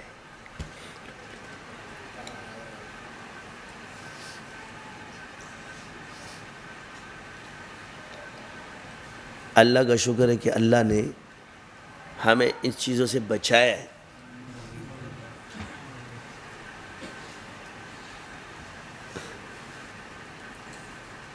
یاد رکھو کہ جہاں حضرت علی رضی اللہ عنہ کی تعریف آ جائے، حضرت حسین کی تعریف آ جائے اور تمہارے پہ حالات خراب ہونا شروع ہو جائے تو سمجھو شیطانی تصرف ہے، تمہیں دوسری طرف لے کے جاتے۔ یہ ہمارے ایمان کا حصہ ہے، عقیدہ ہے ہمارا۔ اس کی وجہ کیا ہے کہ آپ ایک ایسے مسئلے پر کہ ایک آدمی کی تعریف کر کے، مجھے ایک بات بتاؤ، جب آپ ادھر گھس رہے تو تم پہ اچھائی آئی؟ یہی وجہ ہے کہ جی یہ ابھی پیدا، ہم ابھی پیدا، تو ہمارے ہاں میرے پہلے زوڑ مولا اور زڑے تراوی، پرانا مولوی اور پرانے تراوی ہیں۔ یہ جدید جتنے ہیں نا، جدید یہ لذیذ تو ہے، مگر یہ لذیذہ کیر تو بن سکتے، کلو جدید لذیذ۔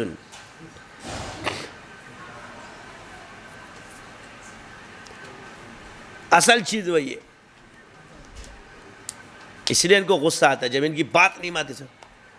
تو باقی ان کی شہرت کی بلندی سے ہمیں انکار نہیں ہے، اللہ کا شکر ہے، مگر ایسے آدمی پر شیاطینی تصرفات کا اثر بہت زیادہ ہوتا ہے۔ جن لوگوں کے پاس اٹھنا بیٹھنا ہوتا ہے وہ بھی وہ سامنے تو بڑے حضرت ہوتے ہیں، مگر پیچھے سے یہ چیزیں پھینکی جاتی ہے، اور ان کو اور ظاہری بات ہے کہ وہ ایسی ایک پوائنٹ مارتے ہیں کہ ہمارے اس کو مارا جی قرآن، کہ جی بخاری میں وہ روایت موجود ہے کہ جی یہ قرآن کی آیت ہے۔ ہمارے ہاں دیکھو قرآن میں اصول ناسخ اور منسوخ کا ہے، اور یہی نہج البلاغہ میں بھی ثابت ہے۔ قرآن میں تحریف کا اصول نہیں ہے، قرآن میں ناسخ اور منسوخ کا اصول ہے۔ صحابہ کے ہاں جتنی بھی آیات نازل ہوئی تھی، صحابہ کو پتہ تھا کہ کون سی آیت منسوخ ہو چکی ہے اور کون سی ناسخ ہے، لہٰذا اس میں صحابہ کا اختلاف ہے کہ یہ قرآن کی آیت رہی ہے یا منسوخ ہو چکی ہے، مگر تحریف کا اس پر لفظ کہنا یہ قرآن کی توہین بھی ہوتی ہے اور یہ کفر ہے، لیکن ناسخ اور منسوخ قانون ہے۔ اس لیے صحابہ کو اس لیے اللہ نے چنا کہ ان صحابہ اور جبال علم والوں کو سنا، جس میں سب شامل ہیں، حضرت علی لے کے عبداللہ ابن مسعود، ان کو یہ پتہ ہے کہ ایک یہ تھا کہ یہ حکم جاری ہے مگر آیت ہے، یعنی حکم منسوخ ہو چکا مگر آیت ہے، بعض جگہ آیت سے منسوخ ہے مگر حکم نافذ ہے۔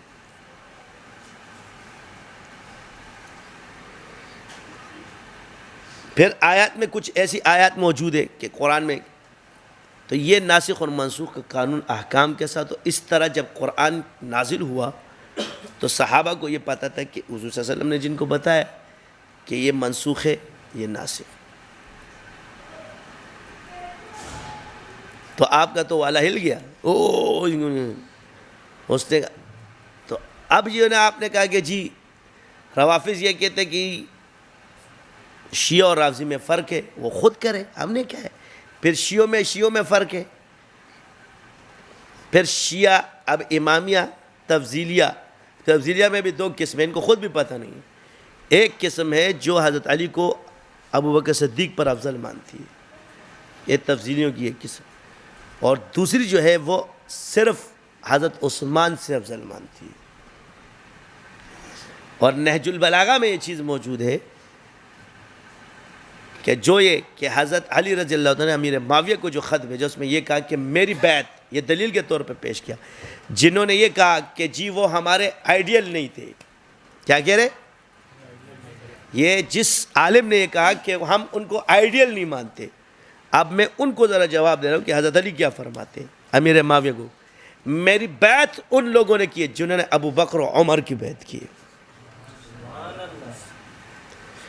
دلیل کے طور پہ کس کو پیش کیا؟ لازمی یاد رکھنا کہ آئیڈیل کو دلیل میں پیش کیا جاتا ہے،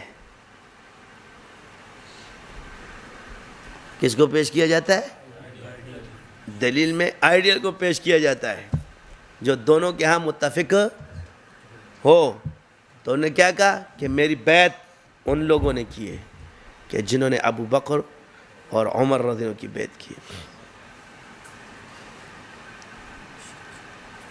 اب بتاؤ حضرت علی ان کو آئیڈیل مانے اور تو نہ مانے، ایک روایت ہمارے ہاں جو دوسری روایت ہے وہ بھی حضرت علی سے مروی ہے کہ بعد النبی صلی اللہ علیہ وسلم سب سے افضل ترین کون ہے؟ فرمایا ابو بکر، پھر کون ہے؟ فرمایا عمر، پھر کون فرمایا عثمان، پھر فرمایا آپ کا اپنے بارے میں کیا ہے؟ میں تو عام انسان میں سوں۔ اب یہ روایت بخاری میں تمہیں بخاری پیش کریں گے، مگر یہ بخاری کی روایت یہ کہیں گے یہ موضوع ہے، یہ ضعیف ہے ان کے ہاں، کیونکہ ان کے ہاں جو ہوگی تمہارے ہاں موضوع ہوتی ہے، یہ موضوع ہے۔ تو بخاری کی وہ والی حدیث پیش کرتے ہو، بخاری کی یہ والی حدیث کا کیوں انکار کرتے ہو؟ اب یہی چیز ہے، مسائل چھیڑے ہوئے، اب بخاری میں یہ پیش تو کرو گے کہ حضرت فاطمہ، مگر بخاری میں یہ بھی تو موجود ہے کہ حضرت ابو بکر صدیق نے حدیث بیان کی کہ حضور سے میں نے سنا ہے کہ نبی کا حصہ نہیں، میراث نہیں ہوتی، اور اس روایت کو سب شیعوں نے بھی بیان کی، لیکن کیونکہ عقیدت مند جو ذاکرین کو پاس تو علم ہوتا نہیں ہے، وہ عوام میں شروع ہو جاتے ہیں، ہاں افسانوی جیسے ہمارے گائیکی، جیسے یہ والا فاطمہ، اب وہابیوں پہ الزام لگاتے لگاتے گستاخی کر جاتے، پتہ بھی نہیں چلتا۔ تمہارے ولیوں کی کرامت ہوتی ہے،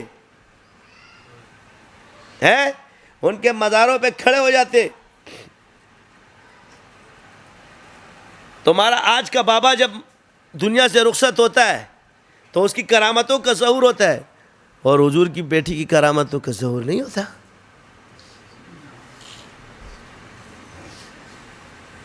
یہ مگرمچھ کے آنسو چھوڑ دو، دل جلتا ہے۔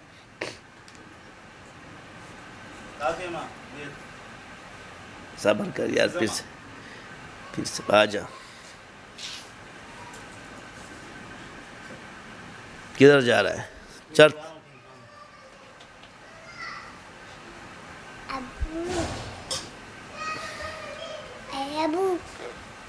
پھر صاحب بیت ہو رہا ہے.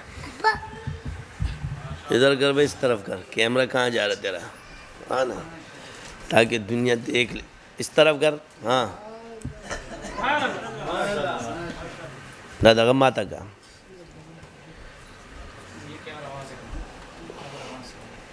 ہمارے جو ہے نا بھائی صاحب جو ہے نا، یہ ہمارے سر کے تاج ہے. ایسا نہ ہو کہ تم لوگ یہ سمجھو، مگر اس کوئی ہاتھ نہیں رکھے گا اس کے پیچھے. یہ سر ہاں سر بارہ کیا کہنے یار. لا الہ الا اللہ محمد الرسول اللہ آمنت باللہ وملائکتہ وکتبہ ورسلہ والیوم الآخر والقدر خیرہ وشرہ من اللہ تعالی والبعث بعد الموت. ہم وعدہ کرتے ہیں 5 وقت نماز کی پابندی کریں گے، رمضان کے روزے رکھیں گے، حج فرض ہوا حج ادا کریں گے، زکوٰۃ فرض ہوئی زکوٰۃ ادا کریں گے. اللہ کی راہ میں جان دینے کا وقت آیا تو بخوشی دیں گے. ہم توبہ کرتے ہیں ہر چھوٹے بڑے گناہ سے. ہم داخل ہوتے ہیں سلسلہ نقشبندیہ میں، سلسلہ شاذلیہ میں، سلسلہ قادریہ میں، سلسلہ چشتیہ میں، سلسلہ سہروردیہ میں، سلسلہ شتاریہ میں، سلسلہ اویسیہ میں. سید نور زمان کے ہاتھ پر اے اللہ ہماری اس بیعت کو قبول فرما. ہمیں اولیاء صدیقین میں اور علماء راسخین میں شامل فرما، اور ان جوانوں میں جو قیامت کے دن عرش کے سائے میں ہوں گے، ان بادشاہوں میں جو قیامت کے دن عرش کے سائے میں ہوں گے، اور ان تاجروں میں جو قیامت کے دن مع النبیین والصدیقین والشہداء والصالحین ہوں گے.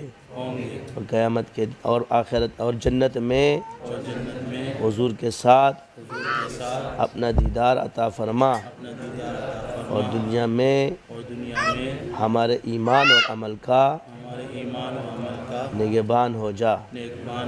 آمین ثم آمین.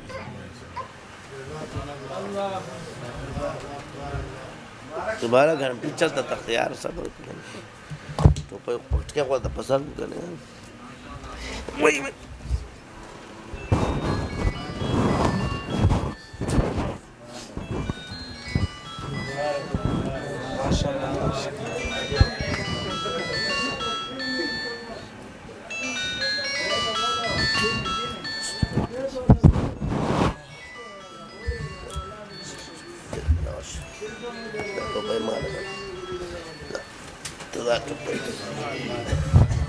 تو سب سے بڑی ہمارے سلسلے میں ہم کسی سے نہ لڑتے ہیں نہ ٹکراتے ہیں، سب کا احترام سر آنکھوں پر. تو عرض یہ ہے کہ آپ لوگ اپنا یہ مزاج مت بناؤ. میں آپ کو ایک آسان مثال دیتا ہوں بار بار کہ انجن اچھا ہو پرانے ڈبے بھی ساتھ چل جاتے ہیں. سمجھ گئے؟ یہ بس یاد رکھنا کہ سارے اگر اچھے ہو گئے تو رہنما پر ہر کی کوئی رہنما نہیں بن سکتی. اللہ کے قانون ہے چیز. بس ہر کسی کا جو لیول ہے اس کو اللہ نے رکھتا. آپ نے اس پہ تکبر مت کرو، مگر انجن اچھے بن جاؤ اور ہر ڈبے کو اپنے ساتھ کھینچنا شروع کرو. اور الحمدللہ میں اس لیے بھی کہہ رہا ہوں کہ اس نے جتنے بھی ہم سے باتیں کی ہم اپنے ظرف کے ساتھ اس کے ساتھ بات کریں. شارش ہے میں کرنے دو بیچارہ ہے. دل کے اندر سے جو بڑاس ہے اس کو نکالنے دو، اپنے اندر وسعت پیدا کر. اس لیے اس کو آج کل بیان کیا جا رہا ہے کہ بھائی ہم اپنے عقائد کو پہچانیں. اکثر آپ کو بھی پتہ نہیں کہ ہمارے حضرات کا کیا کہا، کیونکہ میں نے خود بھی میرے پاس آ گیا جی یہ نہیں تھا ہمارے صوفیہ نے. بات یہ کہ ہمارے بزرگوں نے کہا کہ وہ صوفیہ کے اشغال کے شاغل رہے، لہذا جو صوفیہ سے ثابت ہوگی اس پر آپ رد نہیں کر سکتے. یہ صرف سمجھانے کا مسئلہ ہے. اگر آپ علیہ السلام کی امت کا درد اپنے اندر پیدا کرو تو حضور کی امت کو توڑو مت. ہر کسی کے اندر اچھی چیز موجود ہے، وہ اس کو فالو کر دیں. تو علماء اپنے اندر وسعت پیدا کرے. اگر انہوں نے علماء راسخین، اب راسخ کے اب آپ جاؤ، یہ بھی جب آخر میں مناظروں سے تنگ آ جاتے، جب کہ وہ مناظروں سے تنگ نہیں آتے، یہ تحقیق کر کے بیٹھ جاتے کہ ہم تو ابھی تک جو نے کیا کر رہے تھے، لہٰذا آپ تسبیح پکڑ کے اللہ اللہ کیا کرو، یہی سارا کام ہے. تو جو تمہیں انتہا کو ملتا ہے میں تمہیں ابتدا میں بنا رہا ہوں. اس لیے میں بول رہا ہوں اینڈ میں تم نے یہ بننا ہے، کیونکہ اگلا آ کے جب پیش کرے گا نا تو تمہارے بھی جمپر اڑ جائیں گے کہ یار اگلے کے پاس بھی دلیل ہے. کیونکہ آپ نے تو صرف کتابیں پڑھی، سوال یہ جواب یہ، سوال یہ جواب یہ. کیونکہ ہر آدمی اپنے مقصد کا سوال اٹھا رہا ہے اپنے، اس کبھی بھی مخالف کا مخالف جواب اتنی آسانی سے نہیں اٹھاتا. وہ جب سامنے آؤ گے نا پھر پتہ چلتا ہے کہ وہ میں تو یہ پڑھ کے نہیں آتا، خان صاحب والا کام ہو جائے گا. ٹوپک تم نے سر پہ رکھا، کلمہ پڑھو، ہندو کو بولتے لا الہ الا اللہ محمد رسول اللہ، وہ بولتے پڑھا ہوا ہے خمال کر اتلن بھائی مسلمان شیو، تو والا کام ہو جاتا ہے. پھر تم تو بڑے جوش سے جاتے. یہ میں تمہیں یہ باتیں نہیں کر رہا. ایک آدمی 22 سال علم ہے، ہمارا اکثر کہتے ہیں تو 22-23 سال پڑھتے. میں نے کہا پڑھنے دو، کیونکہ یہی چیز ہے کہ کوئی بھی کتنی ساری عمر پڑھتا رہے، حق والے کو اللہ جلدی دیتا ہے. یہ جتنے الحمدللہ میں یہ نہیں کہتا، بعض چیزیں ہوتی خاص لوگوں کو بتا، تحدیث نعمت، یہ جتنے سلاسل ہمارے چل رہے تھے، ایسے ایسے ذکر مجھے اللہ نے دے دیے کہ میں ایک دفعہ کروں گا وہ سارے اسباق پورے ہو جائیں گے. کیونکہ علم کے ساتھ آپ جب ایک چیز کو کرتے ہو اللہ تعالیٰ آپ کو دکھا دیتے. 5 منٹ مراقبہ، 10 منٹ بعد کہ یار کیا ہے، اللہ دیتا ہے، مختصر چیز بھی آپ کو دے دیتا ہے. مگر میں آپ کو اس لیے کہہ رہا ہوں کہ میں سنت پہ چلا رہا ہوں، چلنا سیکھنا چاہتے ہیں. باقی جو بزرگوں کے مجربات ہیں یہ سنت نہیں ہوتے، مگر اس کو سنت نہیں، لیکن اس کا مطلب یہ بھی نہیں کہ یہ لازم نہیں. درس نظامی سنت نہیں ہے، مگر اس کا یہ مطلب بھی نہیں کہ یہ لازم نہیں ہے. اسی طرح حدیث کے جتنے بھی وہ ہے وہ سنت نہیں ہے، مگر اس کا یہ مطلب نہیں کہ یہ لازمی بھی نہیں ہے. فتویٰ نویسی کے جتنے بھی اصول ہیں یہ سنت نہیں ہے، مگر اس کا یہ مطلب بھی نہیں ہے کہ یہ لازم بھی نہیں ہے. یہ فرق ہے. یہ چیزیں ہمیں سنتوں کی پہچان سکھاتی. کیا کرتی ہے؟ یہی چیزیں ہمیں حضور کے فیض دیتی. جس طرح درس نظامی ہمیں سنت کی پہچان سکھاتی ہے، اسی طرح صوفیہ اور یہ چلہ کشیوں کی جو اشغال ہے یہ ہمیں اس کا فیضان عطا کرتی ہے. ایک ہے پہچان اور دوسرا ہے فیضان. اس کے بغیر پہچان نہیں اور اس کے بغیر فیضان نہیں. کیا ہے؟ آپ کو اس پر اعتراض کرے جی حضور تو کہ کالج یونیورسٹی بھی حضور کے دور میں ثابت نہیں. پہلی کلاس کا طالب علم تو تفسیر نہیں لکھ سکتا، پی ایچ ڈی کرنے والا بیٹھ جاتا ہے کرنا. تو آخر آپ بھی تو انہی بزرگوں کی کتابیں پڑھ رہے ہو جنہوں نے یہ دروس پڑھ گیا ہے.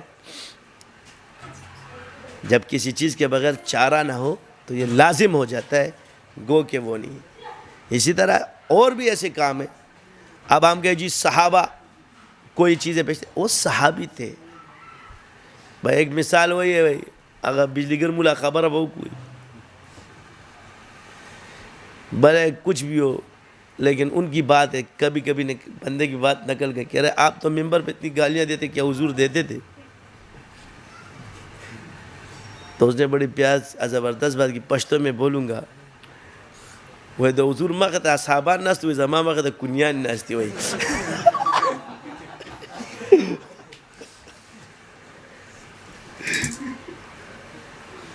سمجھے؟ بس اوقات یہ بات ہوتی ہے تو وہ چپ ہو گیا، جو پوچھنے آیا تھا وہی چپ ہو گیا کہ یار یہ کیا بول دیا میں نے. تو تھا بھی ایسے، وہ ڈائریکٹ بول دیتا کہ آپ تو ممبر پہ شروع ہو جاتے ہو. تو اس نے کہا بات یہ ہے کہ بس یہ جواب ہے، تو کوئی اگر کہے کہ یہ پشتو کا ترجمہ کرو تو پٹھانوں سے پوچھ لو، سمجھا دے گا، تاکہ کم سے کم تک وہ تو ہوتے کہ کیا مسئلہ ہے. تو ہمارا مقصد کیا ہے کہ دیکھو یہ سب ہمارے تاج ہے. اللہ نے آپ لوگوں کو شہرت کی بلندیاں دی ہوتی، ایک دوسرے سے جلو مت، ایک دوسرے کے دست بازو بنو. ایک دوسرے کے علم کی نفیاں کرنا ایک بات ہے کہ اگر وہ آپ سے علم میں کمزور ہے مگر شہرت میں آپ سے آگے ہو گیا ہے تو وہ طریقہ اس کو آتا ہے، اس لیے تو مشہور ہوا ہے، اس میں تو کمزور ہے.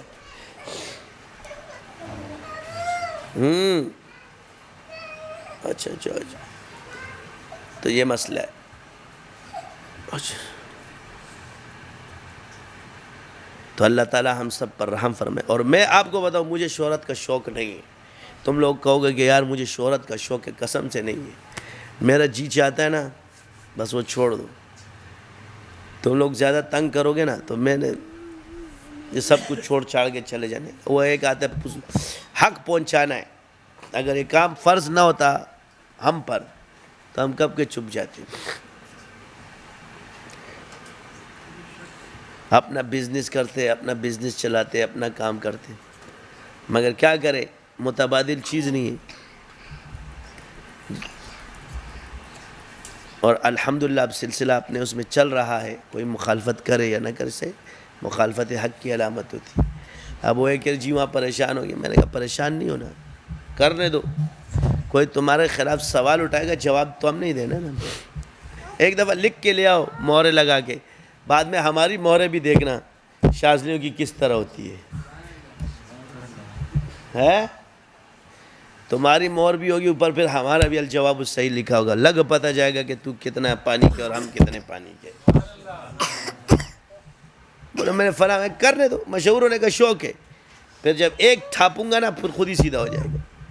اس پہ ہم تیر چکے ہیں، تیاریاں کر چکے ہیں.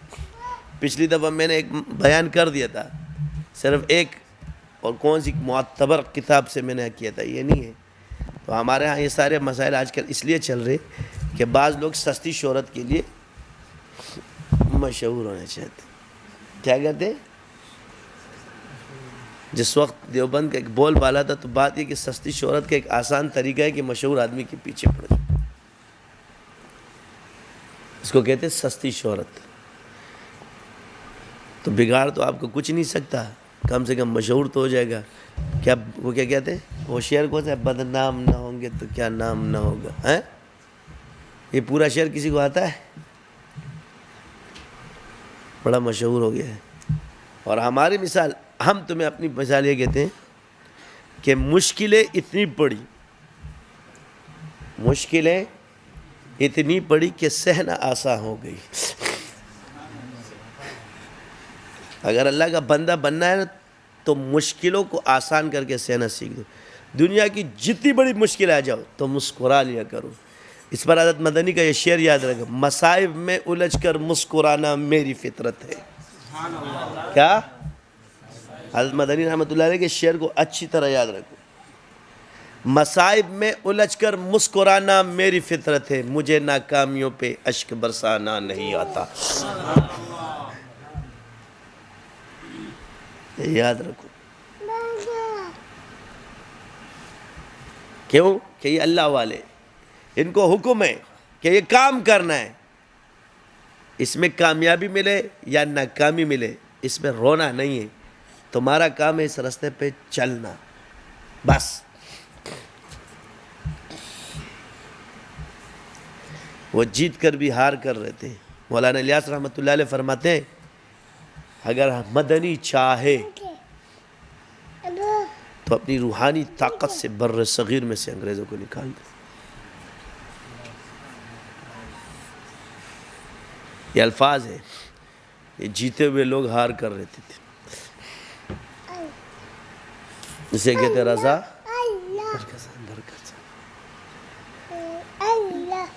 جیلوں سے اللہ اللہ شب اللہ نکلتے ہیں. اللہ ہمیں معاف فرمائے، جو غلطیاں ہم سے بھی اللہ معاف فرمائے. اپنے بات بس صرف وہی کی ہے، ایمان لانے کی چیز، یقین بنانے کی چیز اور عمل کرنے کی چیز. سمجھ آئی؟ یہ لفظ اسی میں بنتا ہے، یقین بنانا. ہر جگہ اپنا محاسبہ کرنا. یہ مت سوچو، اس بات پہ یقین کچھ اس طرح بناؤ کہ اپنے اعمال، یہ جو زیادہ متقی بن کے تم لوگوں نے اللہ سے مایوس کر کے لوگوں کو بٹھا دیا، یہ بھی گناہوں کا سبب بنتا ہے. کہ ان سے کفر اور شرک کا سب سے بڑا سبب اللہ سے مایوسی بنتا ہے. اور یہ جو نام نے ہمارے متقی پرہیزگاروں سے کہتے ہیں کہ اللہ تیری دعا قبول نہیں کرے گا. ایک بات میری یاد رکھو، ہر دور کے لیے فرمایا گیا. یہ 10% چلنے والے جو ہے نا جنت میں جائیں گے. یہ وہ دور ہے، قرن کا دور ہے. ہر دور کا بھی کچھ حساب ہوتا ہے. خیر کا دور نہیں ہے یہ شر کے دوروں میں شمار ہوتا ہے. تو ایک بات یاد رکھو، یہ دعا یاد رکھو. اپنے اعمال نہیں پیش کرو. کتنے اللہ کے سامنے اپنی اچھائیاں کیا پیش کرو گی؟ اپنی برائیاں ہی پیش کرو. دینے والا تو ہے. جب وہ کافر و مشرک کو دے رہا ہے، وہ کفر و شرک کر رہا ہے، تجھے نہیں دے گا. تو یہ دعا کیا کرو جب کام نہ ہو، اللہ کے در پہ بیٹھ کے، یا اللہ. وہ اپنے جھوٹے خداؤں سے مانگتے ہیں.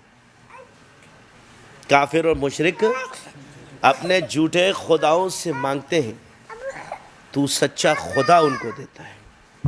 میں تیرا جھوٹا بندہ اپنے سچے اللہ سے مانگ رہا ہوں، مجھے دے دے. میں تیرا، کیونکہ میں بندگی تیری پوری نہیں کر سکتا، میں سچا نہیں ہوں. میں تیرا جھوٹا بندہ ہوں، میں اپنے سچے اللہ سے مانگ رہا ہوں. پھر یہ شعر پڑھنا کہ خوار ہیں بدکار ہیں ڈوبے ہوئے ذلت میں. حضور پیش کرو. کیا پیش کرو؟ حضور کو پیش کرو اللہ کے سامنے. خوار ہیں بدکار ہیں ڈوبے ہوئے ذلت میں ہیں. کچھ بھی ہے لیکن تیرے محبوب کی امت میں ہے. حق پرستوں کی اگر کی تو نے دل جوئی نہیں، تا نہ دیں گے بدھ کے مسلم کا خدا. تو عملی طور پہ میں جھوٹا ہوں، مر اعتقادی طور پہ میں حق پر ہوں، کیونکہ میں اللہ تجھے مانتا ہوں. بس دے گا، وہ دیتا ہے. یہ زمین اور آسمان خشک ہو جائے، یہ یقین رکھو وہ تجھے دے گا. بات کیا کی ہے کہ عمل کرنے کی چیزیں. تو وسیلہ اختیار کرو، یقین اللہ پہ رکھو. نور زمان آپ کرو گے، یہ یقین تمہارا مجھ پہ نہیں اللہ پہ. ہاں اللہ نے آپ کو وسیلہ بنایا، آپ کوئی چیز بتاؤ، بس جاؤ بتا رہا ہوں دعائیں آپ کو کرتے جاؤ. بات یہ کہ لوگوں کو دنیا پسند ہے، اللہ والا بننا پسند نہیں ہے، ذکر کرنا پسند نہیں. دنیا کے پیچھے ایسے پڑ گئے تو کبھی کبھی اللہ تم سے دنیا چھینتا ہے اور ذکر پہ لاتا ہے.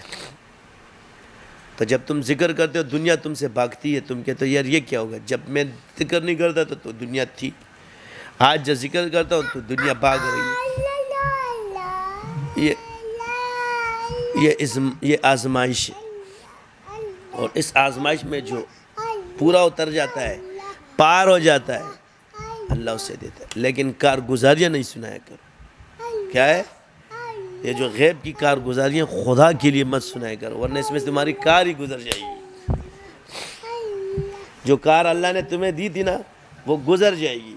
یہ کارگزاری کسی کو مت سنانا، یہ تمہاری غلطی. اللہ میرے ساتھ تو یہ کہ میں کعبے میں بیٹھا، مکے میں بیٹھا تھا، ایسے اللہ کرتا ہے. تو اس شخص کو پتہ نہیں، وہ خادم میرے پاس آیا، اس کے دل میں کہتے ہیں حضرت میں یہاں 6 مہینے سے کام کر رہا ہوں، میری تنخواہ نہیں ملی. میں نے کہا تو کعبے کے سامنے کھڑے ہو کے تو میرے پاس کیوں آ رہا ہے؟ کہہ رہے میرے دل میں اللہ نے ڈالا اس بندے کے پاس. آپ کو دیکھ کے میری نظریں جم گئی، اللہ نے دیکھ اس کے پاس جم گئی. اچھا، میں نے کہا جب اللہ نے بھیجا آجا بیٹھ. پھر کہہ رہے 6 مہینے. میں نے کہا بات سن، وظیفہ تو تیرے کو بتا رہا ہوں، اللہ تیری مدد کر لے گا مگر بتانا نہیں کسی کو. وہ جیسے گیا ATM پہ ڈالا، سارے پیسے نکلنا شروع ہو گئے. کہتا ہے وہ ادھر آؤ، میرا نکل گیا.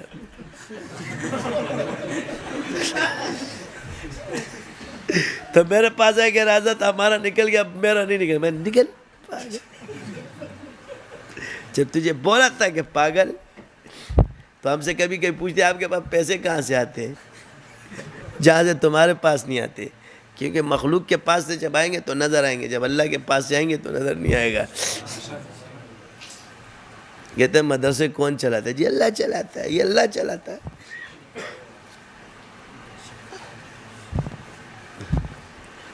کبھی مخلوق کے ذریعے اللہ دے گا، کبھی ایسے اسباب تمہارے پہ. یہ ذکر کی برکت ہے. تمہیں سب سے سہولت والا رزق دیتا ہے. پہلے تمہیں نچوڑتا ہے اور پھر سہولت کے ساتھ دیتا ہے. آپ کیا ہے، تم سارا مہینہ کام کر، مولوی صاحبان کے تھے تو علماء کا رزق جو ہے اللہ تعالیٰ نے اس میں پوشیدہ کی. دو چیزیں اس کے اندر ہے. کہتے ہیں جی آپ نے کیا دیا سلسلے والے نے؟ میں نے کہا میرے سلسلے نے کیا دیا؟ تم نے پگڑیاں پہنائی، رستے میں چھوڑ دیا. نہ ان کے رزق کا سبب، نہ کوئی کام پہ لگانے کے لیے تیار ہے، نہ تم مدرس رکھنے کے لیے تیار ہو. میں نے وہ چیز ان کو سکھائی، وہ سیٹوں پر نظر رکھ کے بیٹھ گئے. میں نے وہ چیز ان کو سکھائی کہ ایک سیٹ ان کے قدموں میں بیٹھا ہوا ہے.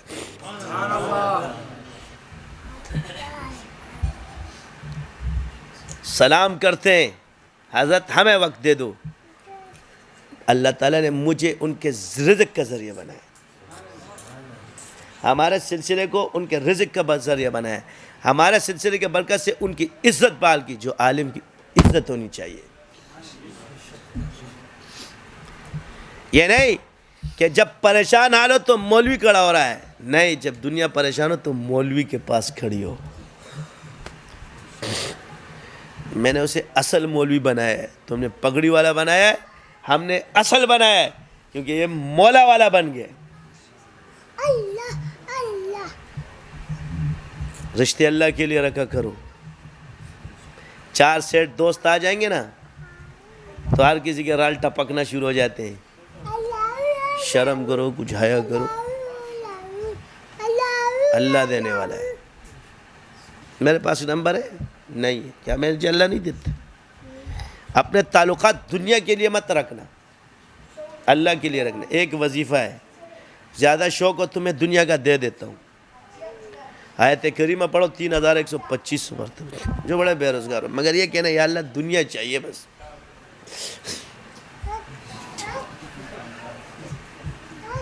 کیا کہو گے؟ صرف دنیا چاہیے. یہ غلط نہیں ہے، بس یہ رکھنا ہے.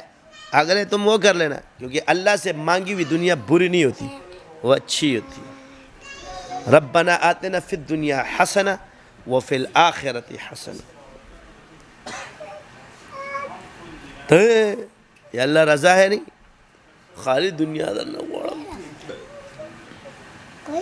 ایک بندے نے کیا، پھر دوسرا اللہ کی رب، پھر آخرت کے لیے کر لینا، پہلے دنیا کے لیے کر لینا. چلو انشاءاللہ تمہارے کام ہو جائیں گے.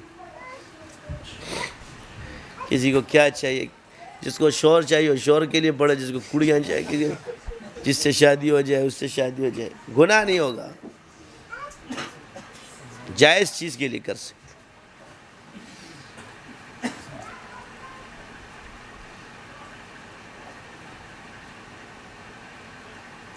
ایک اور وظیفہ ہے رزق کی فراوانی کے لیے پڑھنے جتنے لوگ ہیں.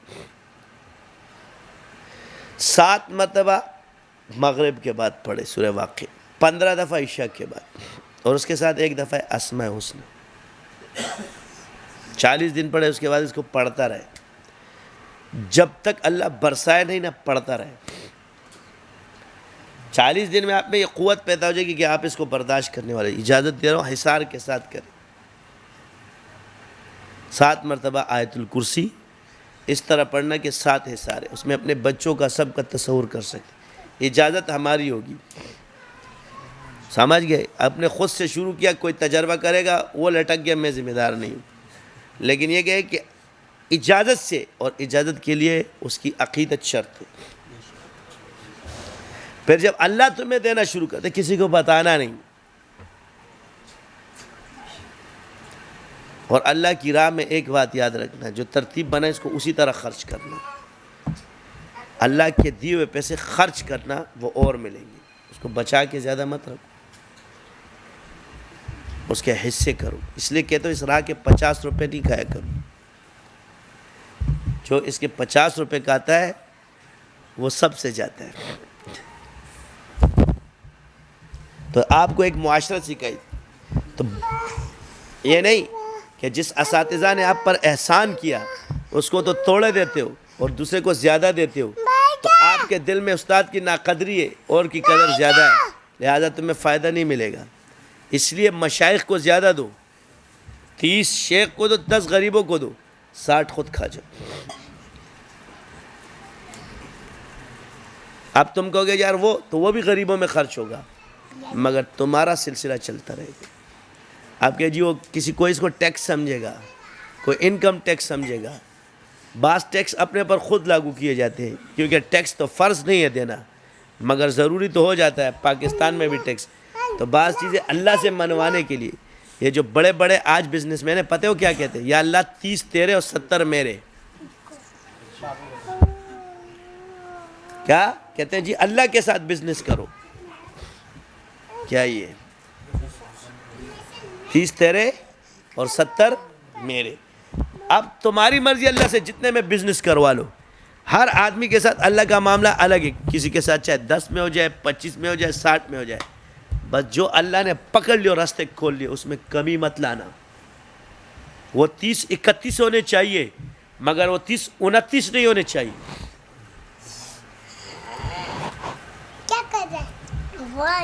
یہ یاد رکھو. یہ دنیا کا آج سبب بتا رہا ہوں، بس پھر دیکھنا تمہیں اللہ کتنا دیتا ہے. سبحانک اللہم و بحمدک اشہد ان لا الہ الا انت استغفرک. بول دینا، پڑھتا رہے جب تک. 40 دن کا مقصد یہ ہوتا ہے کہ کثرت ذکر کے قابل ہو جاؤ، بس اس کے بعد یہ کرتے رہو، کیونکہ اس کی رجتیں ختم ہو جاتی ہیں، پھر وہ فائدہ دے گا. 40 دن کے اندر جو بھی آپ ذکر کرو گے اس میں رجتیں ہوتی ہیں. 40 دن جب وہ پورا ہو جائے اس کی رجت ختم ہو جاتی ہے. اب اس کو پڑھتے رہو، اب حصول ہوگا. یہ راز بتا دیے تم لوگ فری میں.